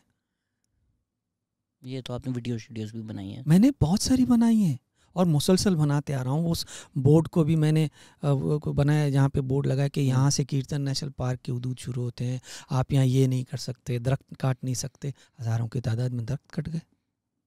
यहाँ पे ब्रीडिंग पॉइंट हैं जानवरों के, परिंदों के, आप यहाँ पे ये नहीं कर सकते, आप यहाँ पे जबल पे नहीं चढ़ सकते, पहाड़ पे। वहाँ पे उनकी दीवारें बनी हुई हैं। उसी जगह पे पानी भी बह रहा है, जो जंगली हिरने हैं, एक चंकारा है, दूसरे वहाँ के पानी, वो आपने तबाह कर दिया। आपने वादी पाचुरान जिसे हम कहते हैं, पिकनिक का बहुत, हमारे देसी लोगों की पिकनिक का बहुत बड़ा दरिया, जहाँ पानी सारा साल बहता है, जहाँ पे ये सारे जंगली जानवर आके पानी पीते हैं, जो रिकॉर्ड पे है, उसको आप माइनिंग करके आप तबाह कर रहे हो सिर्फ एक प्रोजेक्ट के लिए।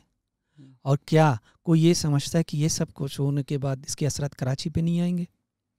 कराची के माहौल का दारोमदार यही इलाके हैं, तो यही मल्लीर है, यही कीर्तन रेंज की पहाड़ियाँ हैं जिन्हें काटा जा रहा है, और यही कीर्तन नेशनल पार्क है जहाँ पे दरख्त भी हैं, जहाँ पे जंगली हयातियात भी है।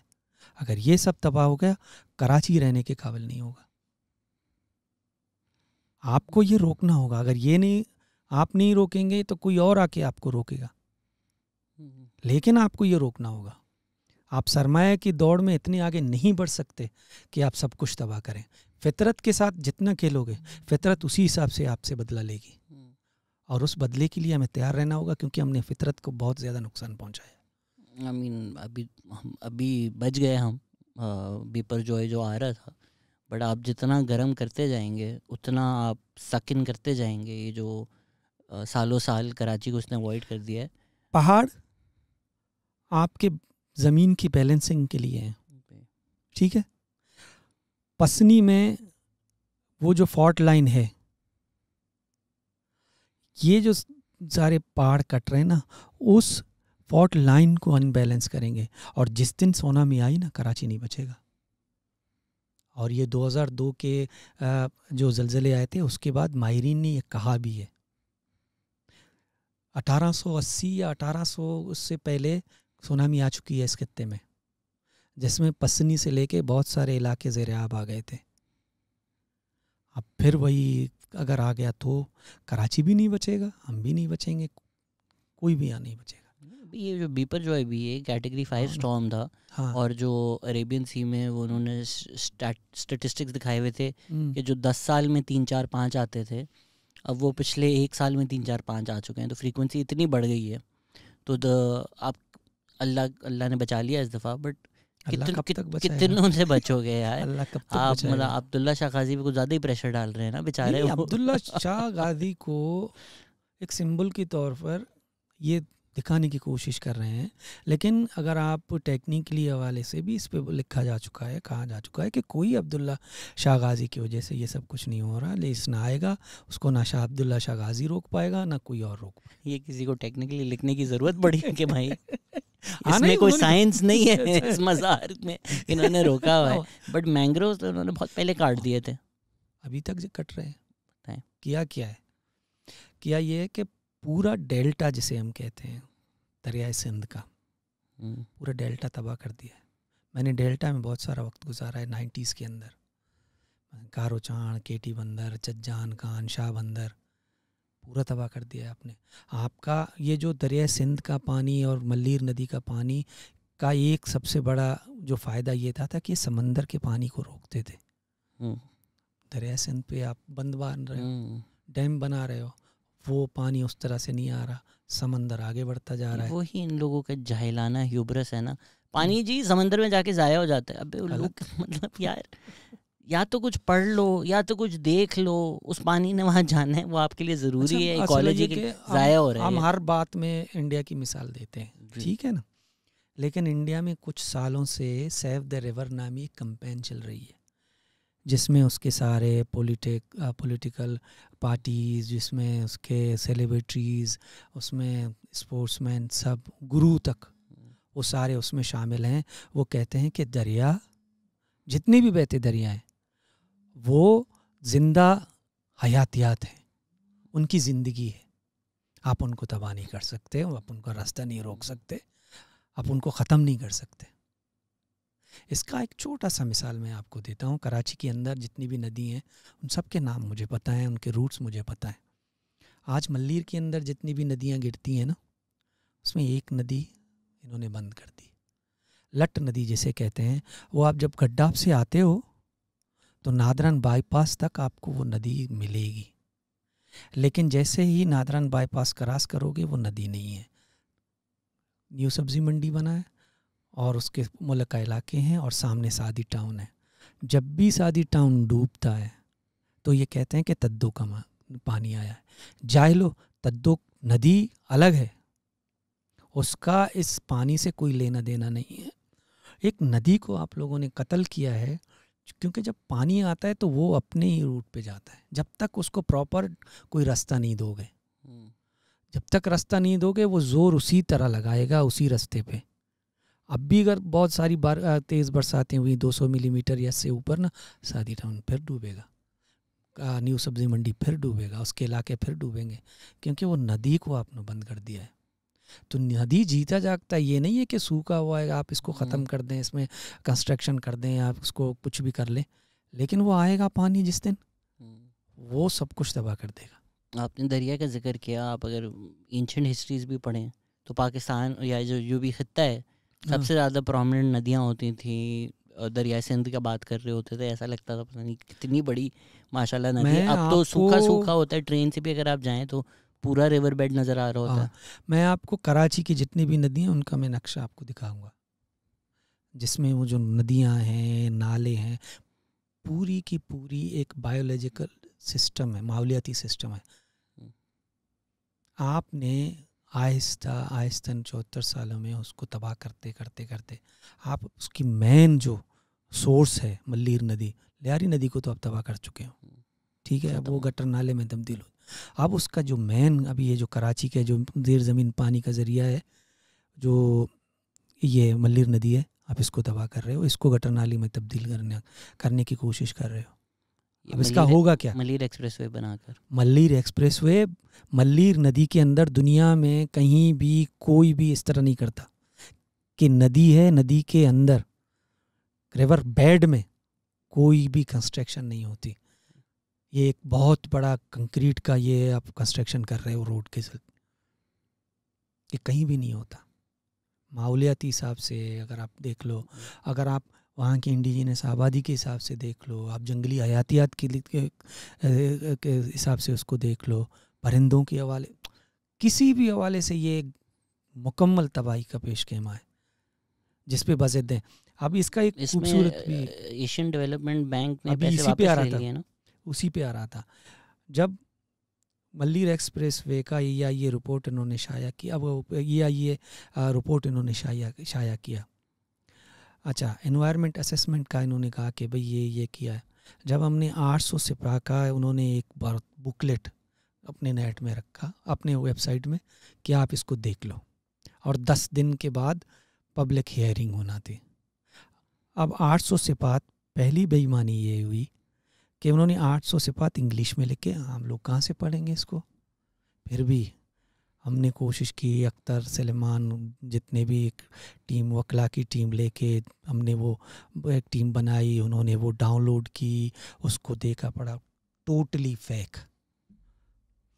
Totally fake. जितने लोगों के पास गए उन्होंने नाम दे, उन नाम का कोई नहीं है। उन गांव में हम गए, हमारी टीम गई, तो सुनो यहाँ तो किसी ने हमसे नहीं पूछा है। अगर किसी ने रास्ता पूछा है, कोई तस्वीर बनाई है जो अपने उस बुकलेट में डाली है, तो वो नहीं हुआ है ना।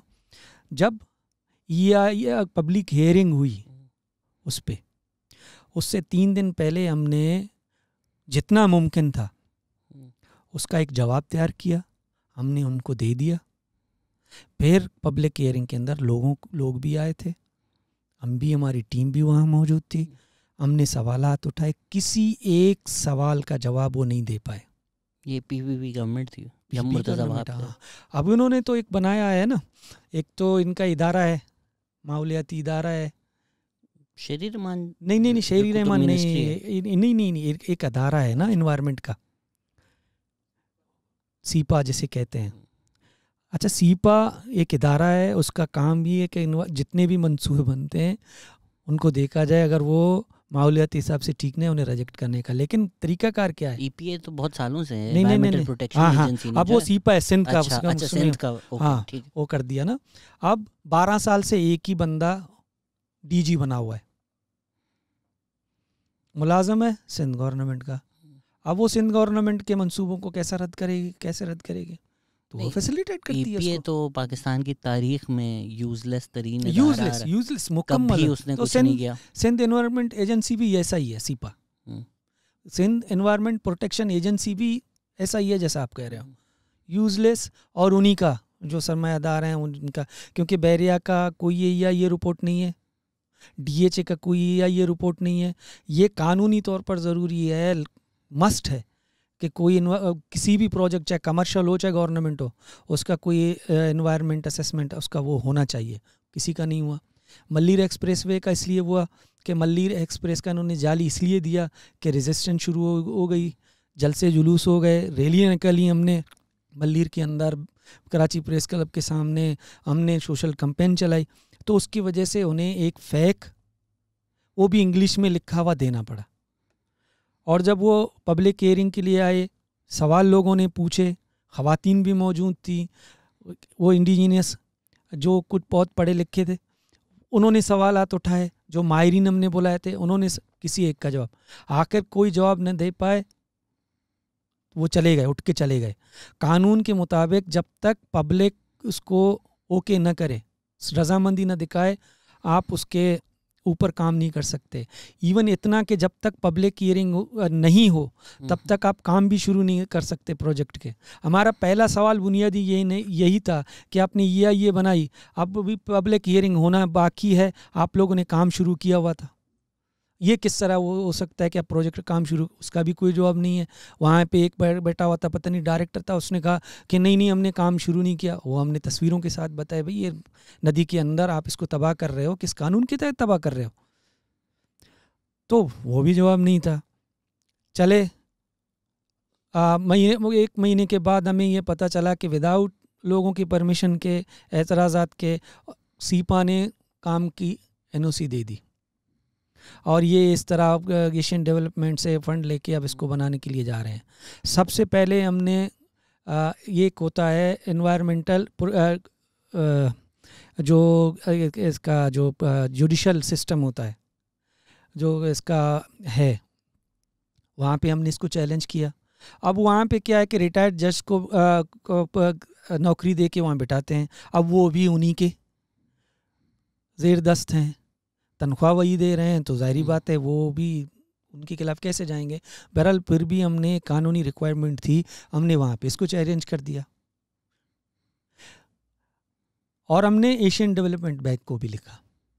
जो दलाइल हमने वहाँ पे रखे अपने इस रिटायर्ड जज के सामने, वही हमने रखे एशियन डेवलपमेंट के सामने, बैंक के सामने। वहाँ से हमें ईमेल आया कि हम इस पे काम करेंगे, हम आएंगे खुद, और पहले आप ये बताएं कि इंडिजीनियस की जब आप बात करते हैं तो कौन से इंडिजीनियस मुतासर होंगे। हमने वो लोग उनके सामने बिठाए, जूम पे मीटिंग हुई, उन्होंने अपनी बात रखी कि हमारी ज़मीनें जा रही हैं, हमारी ज़री ज़मीनें, ठीक है। उन्होंने फिर मनीला से टीम आई, पाकिस्तान की टीम के साथ मिलके वो फिर ज़मीन पे आए, वो सारा प्रोजेक्ट उन्होंने देखा, और जाके एक मेरे ख्याल में महीने के बाद उन्होंने हमें ईमेल किया कि भाई हम अपना हाथ ऊपर खींच रहे हैं, हम पैसे नहीं देंगे, ये इन्वायरमेंटल, ये माहौलियाती तबाही है। हमारे जो जज हजरात ने फैसला दिया उसी 1-2 दिन पहले कि नहीं भाई आप जो दलाइल दे रहे हैं, मैं बैठा हुआ था, अब जज कह रहा है कि आपने जितने भी दलाइल दिए हैं आप सही हो अपनी जगह पे, मगर चूंकि ये पब्लिक के इंटरेस्ट में है इसलिए हम इसको इजाज़त दे रहे हैं कि आप इसको बना लें। इससे बड़ा मजाक और कोई हो ही नहीं सकता। पब्लिक की तरफ से हम आए हैं, हम मुतासरीन लेके आए हैं, आपसे मुतालबा कर रहे हैं कि भाई ये इन चीज़ों पे इसकी वजह से हम इसकी मुखालफत कर रहे हैं, आप उन सबको तस्लीम कर रहे हो, मगर ये कह रहे हो कि नहीं है पब्लिक इंटरेस्ट। अब वो पब्लिक है कहाँ, ये हमें भी पता नहीं है। आप थोड़ी है पब्लिक, एलीट है ना पब्लिक, एलीट इंटरेस्ट में जो चीज़ आती है। अच्छा, इंटरनेशनल इदारा जो $5 बिलियन दे रहा है, वो बाहर बैठा हुआ है, वो आके देखता है, उसे समझ में आ जाती है कि भाई ये माहौलियाती तबाही है, और वो अपने पैसे हाथ खींच लेता है। लेकिन सिंध गवर्नमेंट आज भी बज़िद है कि मैं ये रास्ता बनाऊंगा। मल्लीर के लोग आज भी परेशान हैं कि यार ये रास्ता किसके लिए बन रहा है, क्योंकि मल्लीर के लोगों को डिफेंस से क्या काम है। ये वो कनेक्ट होगा ना बहरिया टाउन, DHA, एजुकेशन सिटी, ये तीनों कनेक्ट हो रहे हैं डिफेंस से। यही तो वो कहते हैं ना, जो आधे घंटे में आप पहुंच जाएंगे। आप जिस कानून की बात, आइन की बात कर रहे हैं ना, एक सिंपल, छोटा सा सिंपल, जिस पे अभी जो जुल्म हो रहा है, वहाँ पे एक ज़मींदार है अकरम जोकिया, एजुकेशन सिटी में उसकी ज़मीन नहीं आते थे, उसी के कोने पे एजुकेशन सिटी लिंक रोड है, उसके साथ ज़ियाउद्दीन का यूनिवर्सिटी बना हुआ है, जिसमें सारे जो तलबा हैं वो डिफेंस, क्लिफ्टन और औरंगी से जो इलीट क्लास है वो आते हैं, वहाँ पढ़ते हैं बच्चे बच्चियाँ जो भी हैं। अब उसी के सामने अकरम जोकिया की ज़मीनें हैं, 5000 दरख्त तो उस बेचारे ने लगाए हैं, जिसमें आम भी है, जिसमें अमरूद भी है, जिसमें बहुत सारी किस्म के दरख्त हैं। अब वो ज़मीनें डॉक्टर आसम को पसंद आ गई हैं। अब वो कह रहा है कि मुझे ये ज़मीनें अराल में चाहिए। अकरम के पास ब्रिटिश दौर के कागजात भी हैं, यानी कि ये चौथी या पांचवी नस्ल है जो ज़मीनों को आबाद किए हुए है। ठीक है, यानी उन्होंने अपनी ज़मीनों पे एक छोटा सा मल्लीर बसा रखा है। वो बेचारा गया कोर्ट, स्टे ऑर्डर लेके आ गया। स्टे ऑर्डर के तीसरे या चौथे दिन फिर इसके ऊपर हमला होता है, पुलिस आती है, सब आ जाते हैं। अत्ता के MPA MNAs भी अपने हाथ खींच लेते हैं ये कह कर कि ये बहुत बड़े ताकतवर लोग हैं, अगर इससे लड़ोगे तो। डॉक्टर आसिम जरदारी के दोस्त हैं, लंगूटिया यार, और आसिफ जरदारी यारों के यार हैं, दुनिया जानती। तो उस बेचारे ने मुझे कॉल किया, मैं गया वहाँ पे, तो उसने कहा कि भाई कुछ नहीं, वो तो आ रहे हैं, स्टे ऑर्डर भी ले रखा है, ये भी किया है। उस दिन मैं गवाह हूँ कि जब ये सर्वेयर इनके आ गए एजुकेशन सिटी के, इनसे मैंने 4 घंटे बहस किया। वज़ीर आला हाउस, SSP, DSP के दफातर से मुसलसल कॉल्स आ रहे थे। हम उनसे यही कह रहे थे कि भाई हमने स्टे ऑर्डर ले रखा है, आप जाके कोर्ट से स्टे, इसके खिलाफ कोई ऑर्डर लेके आओ, परमिशन लेके आओ, हम सर्वे करने देंगे। वहाँ से लिटरली ये कहा गया कि कोई स्टे ऑर्डर नहीं, हम यहाँ ये सर्वे आपको करना है। हमें मजबूर हो के वो सर्वे करवाना पड़ा। ठीक है, अच्छा वो सर्वे किया, हमने तस्वीरें खींची, हम कंटेम्प्ट ऑफ कोर्ट की तरफ गए। कंटेम्प्ट ऑफ कोर्ट के नोटिस गए। दूसरे दिन रात के अंधेरे में पुलिस की मोबाइल्स आते हैं, उसी अकरम जोकिया की ज़मीन पे जो हारी रहते हैं, उन्हीं हारियों के घर तोड़ने लग जाते हैं। फिर लोग जमा होते हैं, रेसिस्ट होता है, यार ये क्या कर रहे हैं आप लोग। फिर पुलिस भाग जाती है। दूसरे दिन अकरम के घर वाले आते हैं उन हारियों के पास, ज़ाहिरी बात है ज़मीन उनकी है, वो आते हैं, इनके घर बना के चले जाते हैं। दूसरी रात अकरम की बीवी हट्टी कट्टी 40 साल उम्र थी, इतने प्रेशर बर्दाश्त नहीं कर सकी, हार्ट अटैक से मर गई। कितना जुल्म है। कोई भी अपने दिल पे हाथ रख के देख ले, ये उसको कत्ल ही लगेगा, सिर्फ एक सरमायादार के लिए जिसकी ज़मीनें एजुकेशन सिटी में नहीं आती हैं। और एजुकेशन सिटी ने वहाँ के मकामी लोगों को क्या दिया, 30 गांव आते हैं, 30 नहीं 29 गांव आते हैं, 40 या 39 गांव आते हैं उसके अंदर। आज वो सारे बेयकीनी का शिकार हैं कि हमारी हैसियत क्या। सब सदियों से आबाद हैं। दरसाना चन्ना जो ये इलाका है जहाँ एजुकेशन सिटी है, ज़रूरी इलाका है, उसके आधे को इन्होंने तबाह कर दिया एजुकेशन सिटी के नाम पे।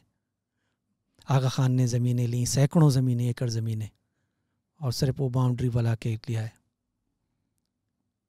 बेनज़ीर कॉम्प्लेक्स के नाम पे, वो कोरंगी में कौन सा हॉस्पिटल है यार, जहन से निकल गया, इंडस वालों ने ज़मीनें ली हैं। क्या किया, क्या कर रहे हैं वहाँ पे, अफ़गानी बिठा के वो काश्त कर रहे हैं। ज़मीन किस लिए लिए, एजुकेशन सिटी के नाम पे। और कर क्या रहे हैं, एक बिल्डिंग जो अधूरी है और उसके सामने अफ़गानी बिठा के बाउंड्री वाल लगा के उसके अंदर पपीते उगा रहे हैं और दूसरे घास उगा रहे हैं और दूसरे सब्जियां उगा रहे हैं। यही काम तो अकरम भी कर रहा था। उसके 20 एकड़ क्यों लिए हैं अपने। दूसरा जो गुलाम नबी है, पता नहीं उसका नाम है, उसकी ज़मीनें ली हैं, तो वो भी यही काम कर रहा था। अब आप अफ़गानियों से करा रहे हो। तो एजुकेशन सिटी भी सिर्फ़ और सिर्फ सरमाया, जितने भी बने हुए हैं इदारे बने हुए हैं, लोग गवाएं, वहाँ पे सिर्फ इलीट क्लास आके पढ़ती है, उनके बच्चे पढ़ते हैं। मकामी लोगों के लिए तो रोज़गार भी नहीं है। 4-5 दिन पहले यहाँ जो कैडेट कॉलेज है उसके सामने आम लोगों ने धरना दिया, बच्चे हमारे नहीं पढ़ रहे, ज़मीनें हमारे ले लिए आपने और हमें आप नौकरी भी नहीं दे रहे। तो ये है वो कि जिसके लिए हम पिछले 10 साल से लड़ रहे हैं। माहौलियात को आप तबाह कर रहे हो, इंडिजीनियस पॉपुलेशन, क्योंकि मैंने शुरू में कहा कि ये एक तहज़ीब का, मल्लीर नदी के किनारे आबाद लोग एक तहज़ीब से जुड़े हुए थे, चाहे वो बलोच हों, जोकिया हों, सिंधी या कोई और हो, बुरफत हो, वो आपस में जुड़े हुए थे। उनकी चरागाहें थीं, उनकी ज़मीनें थीं, अब वो काश्त भी करते हैं, उनके तसर्रुफ में थी सदियों से। आप उनको एक दम उठा के सिर्फ तरक्की के नाम पे, बैरिया के अंदर जितने भी गांव हैं आज भी ना वहाँ पे बिजली है, ना पे वहाँ पे रोड है, ना गैस है, दीवार के अंदर कैद कर दिया। बैरिया पैराडाइज बना रहा है, बैरिया स्पोर्ट सिटी बनाया जा रहा है, गोल्फ सिटी बनाया जा रहा है। कर क्या रहे हैं ये लोग? पानी नहीं है सिंध में, गोल्फ सिटी बन रही है वहाँ पर। गोल्फ सिटी बनी हुई है, 5 स्टार होटल बन रहा है, उसके सामने हाजी अली में मदगबुल गोट है। एक सहाफ़ी आया था साउथ अफ्रीका से, ये सब देखने, मैं उसको लेके गया रात मगरब के बाद। गांव के अंदर एक बत्ती भी नहीं है, बिजली भी नहीं है, और उसी गोल्फ सिटी के अंदर इतनी रोशनी है, और फाउंटेन वो इसका वो जो पानी रक्स करता है वहाँ पे, इतना शोर, म्यूज़िक, इतना म्यूज़िक, वो बेचारा परेशान हो गया। उसने कहा कि भाई ये क्या है? तो इंसाफ अपनी जगह, कोई हमें पूछता ही नहीं है। हम कराची के मुज़ाफ़ात में रहते हैं, मीडिया का वहाँ कोई काम नहीं है। कोई मीडिया आके तशहीर में तो लगा हुआ है, लेकिन वहाँ के लोगों की ज़िंदगी के साथ क्या हो रहा है कोई बात करने को तैयार नहीं है।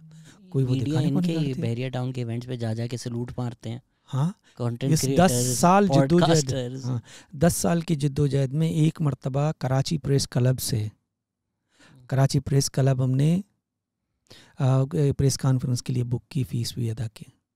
कुछ दिनों बाद फ़ोन आया कि आप कराची प्रेस क्लब के अंदर मलिक रियाज के ख़िलाफ़ प्रेस कॉन्फ्रेंस नहीं कर सकते। मना किया गया बाकायदा। सरगोल हसन कलमती को कॉल आया कि भाई आप ये नहीं कर सकते।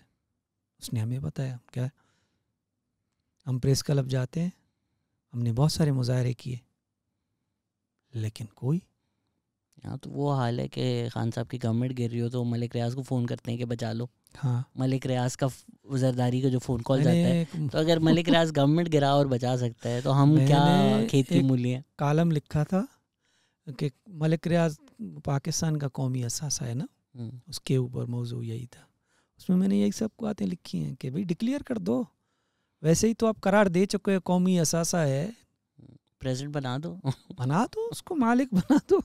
कम से कम हमें भी करार आ जाए यार, हमें कोई और नहीं, एक बादशाह हमारे ऊपर मुसल्लत है। इसलिए कहता हूँ कि पाकिस्तान को बैनुल अक़वामी सतह पे जब मसले मसाइल होते हैं तो एक एलीट क्लास को समझ में आ जाते हैं, लेकिन हमारे मुल्क के अंदर जो इसराइल और फ़लस्तीन बने हुए हैं हमें समझ नहीं आते। इसराइल का क्या तरीका है, फ़लस्तीनियों की जो ज़मीन है वहाँ कुछ लोग लेके जाते हैं, उनके घरों में उनके कब्ज़ा करते हैं, और फिर वो 3-4-5 साल बाद वो इसराइल बन जाता है।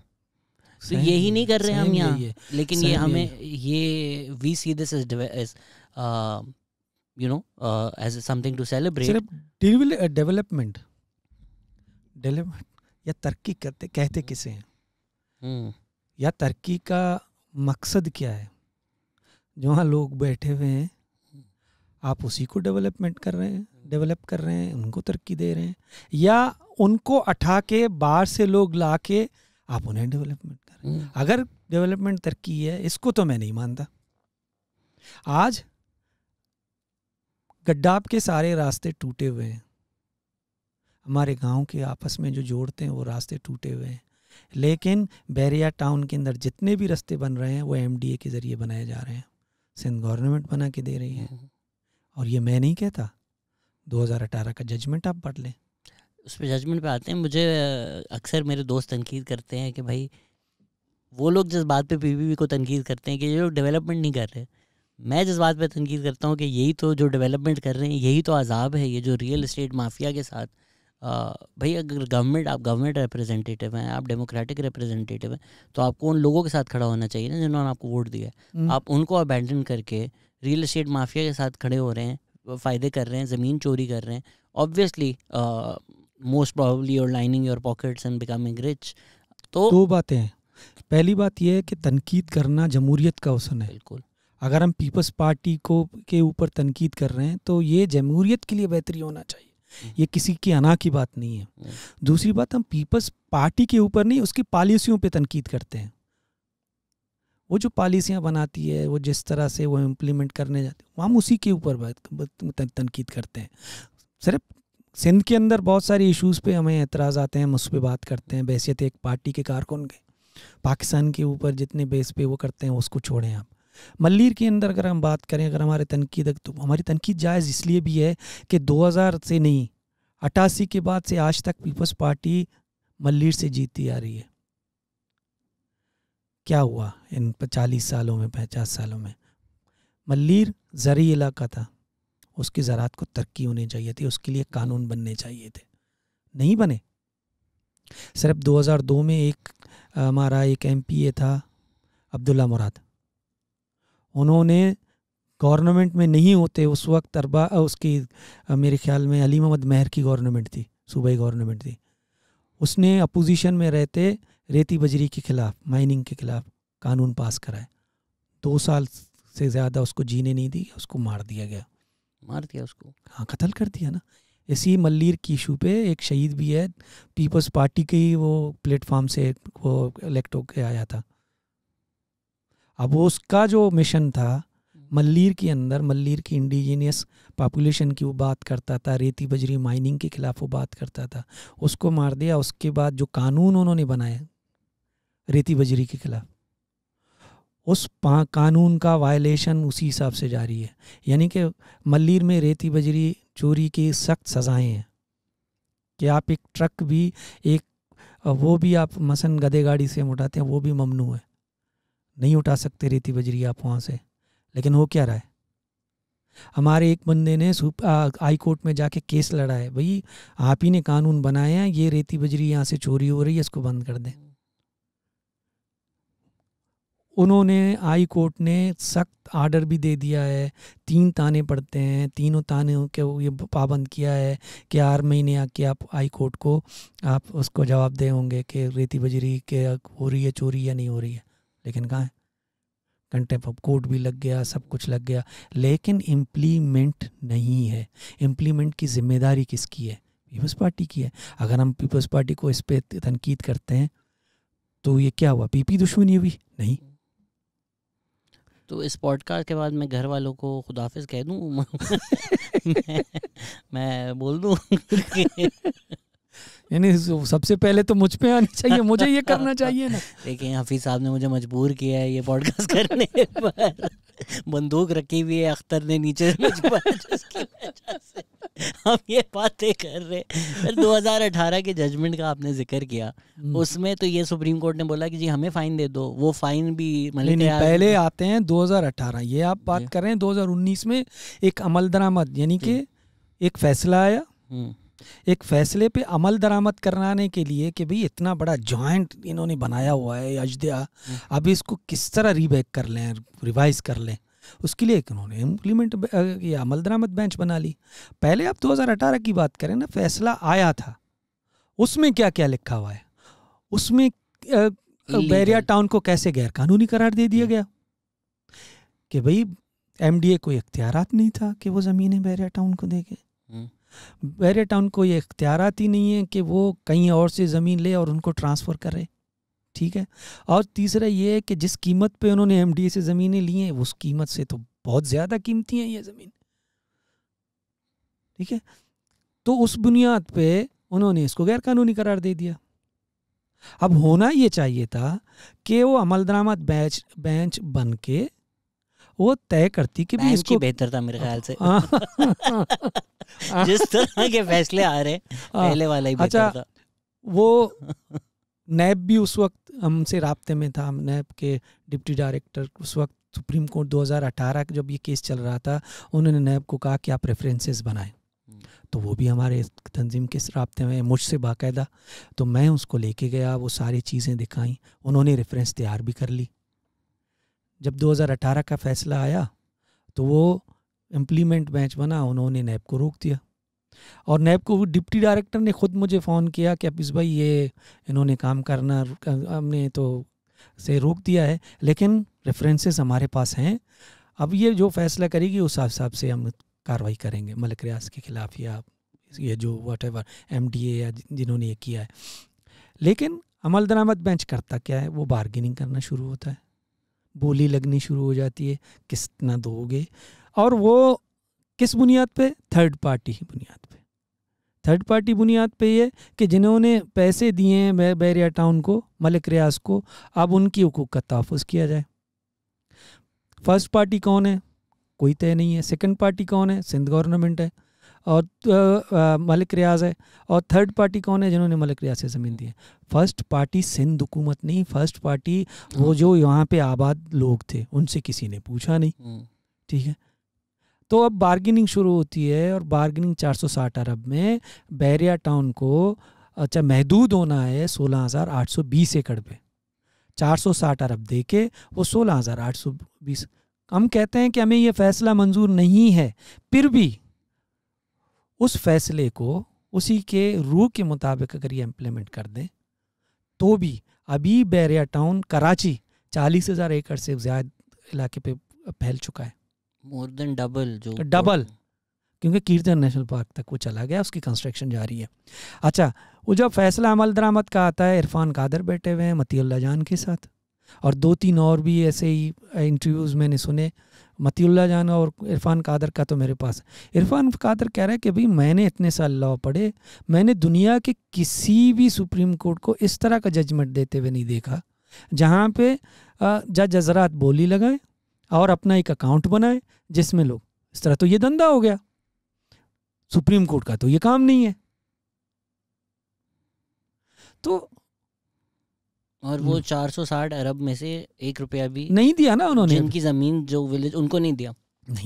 और वो भी मलिक रियाज ने नहीं दिया, वो फिर खान साहब ने दिया। अच्छा, वो जो बरतानिया का फैसला आया था मलिक रियाज, वो जो आप जाके ज़रा पढ़ लें, उसमें भी वो जो हवाले दिए थे 2018 के फैसले, जजमेंट के फैसले दिए थे उन्होंने।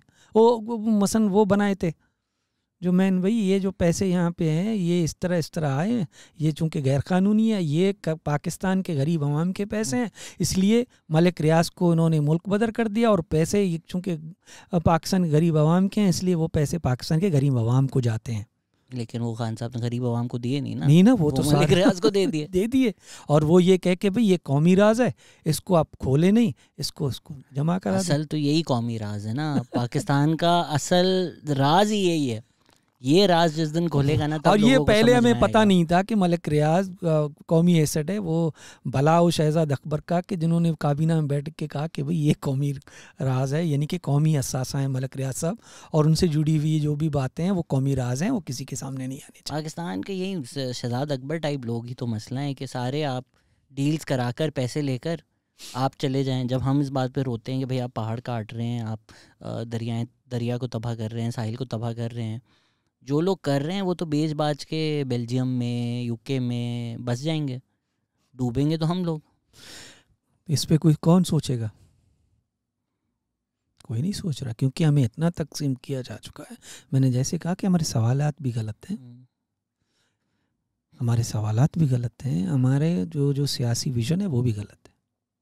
तफरीक होना चाहिए जालिम और मजलूम का, कौन कितना जालिम है, कौन कितना मजलूम है, कौन इस्तेहसाल कर रहा है, किसका इस्तेहसाल हो रहा है। सर लोगों के भी सवाल थे। असलम ख्वाजा साहब ने यही सवाल पूछा है जो अभी हम डिस्कस कर रहे थे कि एंटी PPP क्यों आप लोगों ने पोजीशन ली हुई है। जुल्फ़कार अली भुट्टो के हवाले से उन्होंने पूछा होगा। तो जुल्फ़कार अली भुट्टो जूनियर बैसियत आर्टिस्ट मुझसे आके जुड़े हैं। उन्होंने कहा था, मुझे याद है उसका एक इंटरव्यू मैंने सुना था, तो उसने कहा था कि मैं इंडिजीनियस पीपल दरियाए सिंध के लिए और माहौलियत के लिए जद्दोजहद करना चाहता हूँ। वो इसी पे कोई पीपल्स पार्टी में भुट्टो को ना उस तरह का कोई सियासतदान समझता हूँ कि मैं एक को छोड़ के दूसरे को, हम मसलन एक PP को छोड़ के दूसरे को अपने लिए ढाल बना लूँ, तो ये फिर मेरी मुकम्मल जो आइडियोलॉजी है, ये जो मेरी पूरी सियासत है उसकी नफ़ी हो जाएगी। जुल्फ़िकार अली भुट्टो जूनियर इंडिविजुअल एक आर्टिस्ट के तरह से बहुत ही प्यारा इंसान है, बहुत ही प्यारा इंसान है। मैं उसकी बहुत कदर करता हूँ कि उन्होंने कभी ये नहीं कहा कि आप जिए भुट्टो का नारा लगाओ, उसने कभी भी ये नहीं कहा। वो एक नौजवान है, अपनी अलग शनाख्त बना रहा है, अपनी हैसियत बना रहा है, तो उसको प्लीज़ एंटी भुट्टो का अपना कहें, क्योंकि उन्होंने खुद भी यही कहा है कि जिए भुट्टो का नारा मत लगाओ, मेरे दादा हैं मुझे पता है, लेकिन आप जिए अवाम का नारा लगाओ। तो अगर एंटी पीपीपी भी पोजीशन आप ले रहे हैं तो उसमें मसला क्या है? नहीं ये मेरी जो मैं जिससे आइडियोलॉजी से जुड़ा हुआ हूँ ना, वो मसावत मार्क्सिज्म की या इश्तराकियत की बात करते हैं ना, तो उसमें भुट्टो या एंटी भुट्टो के लिए कोई जगह नहीं है। मेरा एक नज़रिया है, मेरी जद्दोजहद मेरे नज़रिए से वाबस्ता है और मैं उसी से कारबंद रह के अपनी इंडिजिनस के लिए लड़ रहा हूँ। अगर कोई मेरे इसी कास के साथ आके जुड़ता है, चाहे वो जुल्फ़िकार अली भुट्टो चाहे वो कोई और हो, तो मेरे लिए वो सराहकों पर है। सर किसी ने पूछा है कि बलूचिस्तान में कुछ लोग क्लेम करते हैं कराची बलूचिस्तान का एक्चुअल हिस्सा है, क्या ये सच है?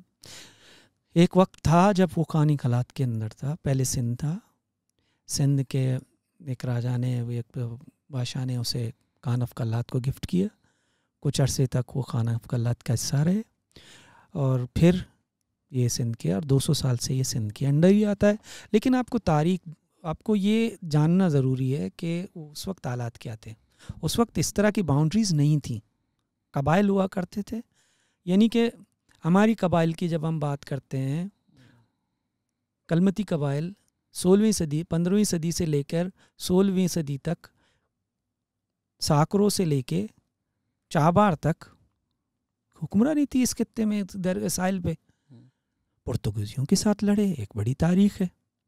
चौकंडी कब्रें हैं हमारी आबा अजदाद की, कि जिसने बाहरों पोतों के साथ लड़के या अपने चरागाहों के लिए लड़े, जो भी मरे उनकी चौकंडी कब्रें बनाई हैं। तो एक तारीख जुड़ी हुई है सिंध और बलूचिस्तान की। आप शाह की शायरी देखें, जब सुर ससुई आता है तो उसमें बलूची अल्फाज आपको मिलेंगे। तो ये जॉइंट है, ये कभी कुछ वक्त के लिए खान ऑफ कल्लात यानी बलूचिस्तान के भी पास था, लेकिन अमूमन ये सिंध का इलाका तस्वुर होता है। तो हम उसी बेस पे कहते हैं कि जब 200 साल से हम सिंध के साथ हैं तो हम सिंध हैं। ये किसी ने पूछा भी है कि what percentage of migrated Baloch living in Sindh right now, example Chandio, Zardari, Jamali, Khosa, Rind, are these Baloch living in Sindh Sindhis because their mother tongue has become Sindhi, they can't speak Balochi anymore. कह रहे हैं कि भाई ये सिंधी हो गए हैं ये सारे बलोची ट्राइब्स जो नहीं, मुझे देखिए एक बात है, आप एक सरजमीन है, उस सरजमीन के अंदर बसने वाले लोग हैं, हिजरतें तारीख़ का हिस्सा हैं। तारीख़ में ये बात आया है कि अगर कोई बाहर से हिजरत करके एक कौम के साथ आके मिल के उसमें जम हो जाए तो वो चाहे नाम किसी का भी हो, वो उसी का तस्वर होगा, मादरी ज़ुबान जिसकी जो है। अगर चांडियो है, अगर जतोई है, अगर तालपुर है, उनकी कास्ट बलूची है, लेकिन वो बलूची बोलते नहीं हैं, वो अब सिंधी बोलते हैं, सिंधी हैं। मैं बलूची बोलता हूँ, मेरी मादरी ज़ुबान बलूची है, मगर मैं सिंध में रहता हूँ, मैं सिंधी हूँ। तो वो जो चांडियो हैं सिंधी बोलते हैं, ख़ुद को सिंधी कहते हैं। मैं ख़ुद को सिंध का रहने वाला बलूच बोलता हूँ, मेरी सरजमीन भी सिंध है, मैं सिंध से उतनी मोहब्बत करता हूँ जो कोई आम सिंधी कर सकता है, कोई चांडियो कर सकता है, कोई सूमरा कर सकता है। हाँ, ये तब तफरीक लोगों ने इस तरह ही बनाई, यही तो तफरीक है ना जो इन 75 सालों में हमें और तकसीम कर रहा है। पहचान धरती है, मेरी पहचान मेरी धरती से वाबस्ता है। मेरा मल्लीर है तो सिंध के अंदर है, तो मेरी पहचान सिंध है ना, चाहे मैं ज़ुबान कौन सी भी बोलता हूँ, चाहे मैं मारवाड़ी बोलूँ, गुजराती बोलूँ, मेघवारी बोलूँ, सराइकी बोलूँ या सिंधी बोलूँ, ज़मीन तो सिंध है ना। इंसान की पहचान उसकी सरजमीन से होती है। इसमें किसी ने शिकायत भी की है कि आप लोगों ने सिंधु देश को छोड़ दिया है। नहीं, सिंधु देश मूवमेंट को आप लोगों ने नहीं छोड़ दिया। सिंधु हवा में खड़ी बातें करने से, हक़ाइक़ से दूर रहकर सिर्फ ख्वाब या इमेजिन करने से ना सिंधु देश बनेगा, ना पाकिस्तान टूटेगा, ना कुछ, ना आज़ाद बलूचिस्तान होगा, ना कुछ और होगा। ये सब बातें हैं। हाँ, कौमी तशख़्ख़ुस हैं, कौमी सवालात हैं, कौमी तज़ादात हैं, उस पर आप बात करें। हक वसाइल की बात है, कौमी हक होते हैं ना, हुकूक हक और वसाइल जिस कौम की जो है उसको उनका मालिक होना चाहिए। बलूचिस्तान के वसाइल पे बलूचों का हक होना चाहिए, सिंध के वसाइल के हक पे सिंध का होना चाहिए। कोई मरकज़ नहीं, मरकज़ सिर्फ एक फैसिलिटेटर हो जो इन सब के मुफादात का तहफ़्फ़ुज़ करे और दुनिया में इनका केस जाके लड़े। यहाँ सब कुछ उलट हो रहा है ना। एक मजबूत मरकज़ के लिए सूबों को कमज़ोर किया गया, तो इसलिए ये सवालात बार बार आते रहेंगे। आज़ादी बहुत दूर की बात है, अभी आप पाकिस्तान के अंदर बराबरी की बुनियाद पर अपनी बात तो मनवाए ना। जब तक आप ये नहीं करेंगे अगला स्टेज आएगा कैसे? इसमें जो बलोच लोग हैं वो हम सीपैक देखें या बलोच या स्टेट देखें या इवन स्टेट ना भी हो तो भी जो वहाँ का सरमायादार अमीर तबका है, हमें यही नज़र आता है कि बलोचों तक, आम आवाम तक वो जो वसाइल का फ़ायदा है वो नहीं पहुँचता। वजह है इसकी 75 सालों में जागीरदारी सरदारी निज़ाम को ख़त्म होना था और सरमायादारी को लगाम देना था, नहीं कर पाए। अब जागीरदार है, वडेरा है, सरदार है या सरमायादार है, उनकी जो एक ही तबके में गिने जाते हैं, उनके मफादात भी एक हैं, और दूसरा नीचे तबका है जो पिस रहा है, जो इन्हीं की वजह से पिस रहा है। जब तक हम जागीरदारी निज़ाम को ख़त्म नहीं करेंगे, हम सरमायादारी निज़ाम को लगाम नहीं दे सकते। जागीरदारी निज़ाम को आप ख़त्म कर दें, फिर आप सरमायादारी निज़ाम को भी लगाम दे सकते हो। फिर वो बराबरी की जो हम ख्वाब देखते हैं ना, वो उसकी जानब आप पहला कदम ले सकते हो। इसमें जो हमारा स्टेट आर्ग्यू करता है कि क्योंकि ये जागीरदार बहुत जालिम हैं, लोगों पे जुल्म करते हैं, इसलिए हमें घुसकर इनको मार कर बलूचिस्तान के लोगों को आज़ादी देने की ज़रूरत है, वो कितनी एक नाजायज़ आर्गुमेंट है। इस तरह नहीं होता। सिर्फ एक मामूली सी बात, अगर किसी को अगर याद हो, जब 71 के बाद पाकिस्तान के मसलन बांग्लादेश अलग हुआ, सूबाई हुकूमतें बनी, तो बलूचिस्तान सूबाई असम्बली ने एक बिल पास करने के लिए असम्बली में ले आई जिसमें जागीरदारी निज़ाम को ख़त्म करने की बात की गई थी। दफतन सूबाई असम्बली तोड़ दी गई। उसका मैं एक मेन रीज़न यही समझता हूँ कि उन्होंने क्यों जागीरदारी निज़ाम, सरदारी निज़ाम, क्योंकि वो खुद सरदार थे ना। अताउल्ला मेंगल सरदार था ना, अकबर बुगटी या जितने भी सरदार थे जो उस नैब हुकूमत का हिस्सा थे, जब उन्होंने खुद जाके एक बिल ले आए कि भी बलूचिस्तान के अंदर जागीरदारी निज़ाम को हम ख़त्म करना चाहते हैं, सूबाई गवर्नमेंट को तोड़ दिया गया। जो बाद में जितने भी रीज़न दिए तारीखी तौर पर वो गलत साबित हुए। भुट्टो ने अपनी किताबों में लिखा कि वो गलत थे, उसे मिसगाइड किया गया था। जब तक देखो हिंदुस्तान हमारे साथ ही आज़ाद हुआ है ना, उन्होंने जागीरदारी निज़ाम कर दी, ख़त्म कर दी। अब वो सरमायादारी निज़ाम के नीचे सब कुछ कर रहे हैं, लेकिन एक जद्दोजहद अब भी वहाँ पे जारी है कि किस तरह सरमायादारी निज़ाम को लगाम दिया जा सके। हमारे यहाँ ये भी नहीं है ना। कराची है, कराची से बाहर निकलें तो आपको जागीरदार सरदार असम्बलियों में बैठे मिलेंगे, क्योंकि उन्हें उतना ताकतवर किया गया है कि उनके नीचे जो मज़दूर है, जो हारी है, जो माईगीर है, वो अपनी बेस ही नहीं बना सकता।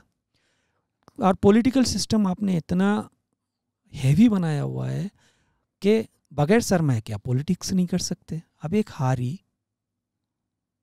एक मज़दूर, एक किसान, एक माहीगीर, वो अपने तबके की बात करने के लिए उसको उतना स्पेस ही नहीं मिलता, पैसा नहीं मिलता। जागीरदार के पास डंडा भी है, पैसा भी है, वो सब कुछ करता है, उसके रूट्स भी हैं। वो एक गांव के अंदर एक वडेरा करता है, उस वडेरे के ऊपर वो सारे गांव को कंट्रोल करता है। अगर वडेरा नहीं होता तो हो सकता है आज जो सिंध की हालत है वो ऐसे ना होती। ये कोई नहीं पूछता ना कि उनको बिठाया किसने, रियासत ने। जाहिर बात है, जो एक इलेक्टेबल्स की सियासत है, हाँ? वो पॉलिटिकल पार्टीज को हम जितनी गालियां दें, लेकिन असल में तो वो कोई और ही कर रहा है ना। जो शुरू में हमने बहस किया था ना, उसी पे आप खुद आ रहे हो। जो इलेक्टेबल कहते हैं उसको, क्यों इलेक्टेबल हुए? क्योंकि वो रियासत चाहती है कि वो इलेक्टेबल हो, और इस आइन ने उन्हें वो जो लूज पॉल हम कहते हैं ना, आइन के अंदर है, जैसे हम बोसीदा भी कहते हैं, हम कहते हैं कि इसको बदलने की ज़रूरत है। जब तक ये नहीं बदलेंगे तो ये मुसल्लत भी यही होंगे, जिसका मिसाल मैंने यहाँ एक नसीम है जो उसके साथ भी था, इमरान के साथ, आप शहबाज शरीफ के साथ। ये तो सारा पूरा टोला है। अभी जब बोलते हैं भाई रियासत ने पीटीआई के लोग तोड़ दिए, भाई जब लोग ही उनके थे तो जब भेजे उन्होंने किराए पे चढ़ाए हुए थे ना, जब तक तो वो इसको चैलेंज कैसे करें? बिल्डिंग तो उनकी है। चैलेंज करने का तरीका यही है, निज़ाम बदलो। चेहरे बहुत बदल लिए, निज़ाम बदलो, एक नया सोशल कॉन्ट्रैक्ट ले आओ। उस न्यू सोशल कॉन्ट्रैक्ट में आप बराबरी की बुनियाद पर सबको उनकी हक दो। फिर वो बॉडी, जब सिंध का बॉडी हो, बलूचिस्तान की हो, केपी की हो, वो अपने अंदर उनके मालिक खुद होंगे अपने वसाइल के, वो एक मजबूत मरकज़ भी बनाए, खुद को भी मजबूत करे, और जो ये डिविजन्स बातें हैं अलग सूबे, वो उनको तय करने दो। मरकज़ में बैठ के आप कौन होते हो कि सिंध के अंदर भी एक सूबा हो, बलूचिस्तान के अंदर भी एक सूबा हो, बना के अंदर भी एक सूबा हो? इस तरह नहीं होता ना। पहले इनको बराबरी बुनियाद पर सरफेस पे ले आओ कि भाई आप अपने साहिल वसाइल पे आपका ही है। साहिल पे भी नहीं है हमारा हक, एक नहीं है ना। एक स्लाइटली में भी हैप्पी एंड कर लेते हैं। किसी ने पूछा है कि लियारी कैसे एक मुल्क जहाँ इतने सारे मसले मसाइल हैं, एक बलोच कल्चर और इंडिजिनस कल्चर की एक थ्राइविंग एग्जाम्पल लियारी कैसे एग्जिस्ट कर रही है यहाँ पर? वो भी उसी तरह एग्जिस्ट कर रही है जहाँ हम एग्जिस्ट कर रहे हैं। एक ज़ुबान है, रस्म व रिवाज है, बलूच हैं सारे। मैं लियारी को कराची की माँ कहता हूँ, कराची की। कराची जब बन रहा था तो यही लियारी था जिन्होंने मजदूर मुहैया किए कराची को बनाने में। और आज चूँकि वो इंडिजीनियस लोग हैं, वो ज़मीन से जुड़े हुए हैं, वो ज़मीन को अपना सब कुछ कहते हैं, इसलिए आज उन्हें दीवार से लगाया गया है। हालांकि इतना पॉलिटिकल स्ट्रेंथ लियारी में है, कहीं और नहीं है। नज़रिया भी है वहाँ पे, आपको एक तरीके से इंटेलेक्चुअल नीचे से देखे आपको मिलेंगे। इसलिए गैंगवार भी उनके ऊपर छोड़े गए हैं, डेवलप भी आप उनको नहीं कर रहे हैं। 60 के दाई में ने आपको अचानक ख्याल आया कि भी लियारी को हम ख़त्म करके उसको बाहर भेजेंगे, वो तो अच्छा हुआ, वहाँ पॉलिटिकल सिस्टम मजबूत है, उन्होंने रेजिस्ट किया, आज लियारी है। और लियारी अब फिर उभरेगा, लियारी अपने आप को मनवाएगा, मुझे इतना यकीन है। और मैं ये लियारी के दोस्तों से कहता रहता हूँ, हालांकि वो मुझसे कहते हैं कि आप लोग ज़्यादा एक्टिव हो। मैंने कहा कि आप हमारे उस्ताद हो, आप उभरोगे, सिर्फ आपको अपने ऊपर यकीन कर रखना है बस। ये मेरे ख्याल से सबके लिए सच है। हाँ, कि जो लोग स्ट्रगल कर रहे हैं, अक्सर ऐसा लगता है कि सामने जो है वो पहाड़ है, एवरेस्ट है, और हम छोटे से लोग हैं, हम कैसे चढ़ेंगे इसके ऊपर। लेकिन जब लोग मिल जाते हैं तो फिर जीत लोगों की होती है। आमिर मुझे तो कहा कभी जाता था 2016 में कि आप एक हारी हुई जंग लड़ रहे हो, मलिक रियाज बहुत ताकतवर है, आप नहीं जीत पाओगे। तो मैं हमेशा उनसे कहता था कि कम से कम लड़ तो रहा हूँ ना, लड़ना है मैं। नहीं, इसमें लोगों को जब चाहिए। तक लोग नहीं लड़ेंगे अपने हकूक़ के लिए, खड़े खुद नहीं होंगे। वो जो जिन मजलूमों की मैं बात कर रहा हूँ कि एक लकीर हो, इस लकीर के ऊपर जो बालादस्त तबका है, इस्तिसाली तबका है, और जो नीचे मजलूम है, जब तक ये मजलूम हारी, मजदूर, ये माहीगीर, ये कानकन, ये दिहाड़ीदार, जब तक मुत्तहद होके उसके सामने जाके खड़े नहीं होंगे, उससे पूछना शुरू नहीं करेंगे, उससे अपने हुकूक नहीं मांगेंगे, नहीं लड़ेंगे, मज़ाहमत नहीं करेंगे, तब तक ये मुल्क ऐसे ही चलता रहेगा। बकौल फैज़ अहमद फैज़ कि ये मुल्क, डर ये नहीं है कि ये मुल्क टूटेगा, डर ये है कि कहीं इसी तरह न चलता रहे।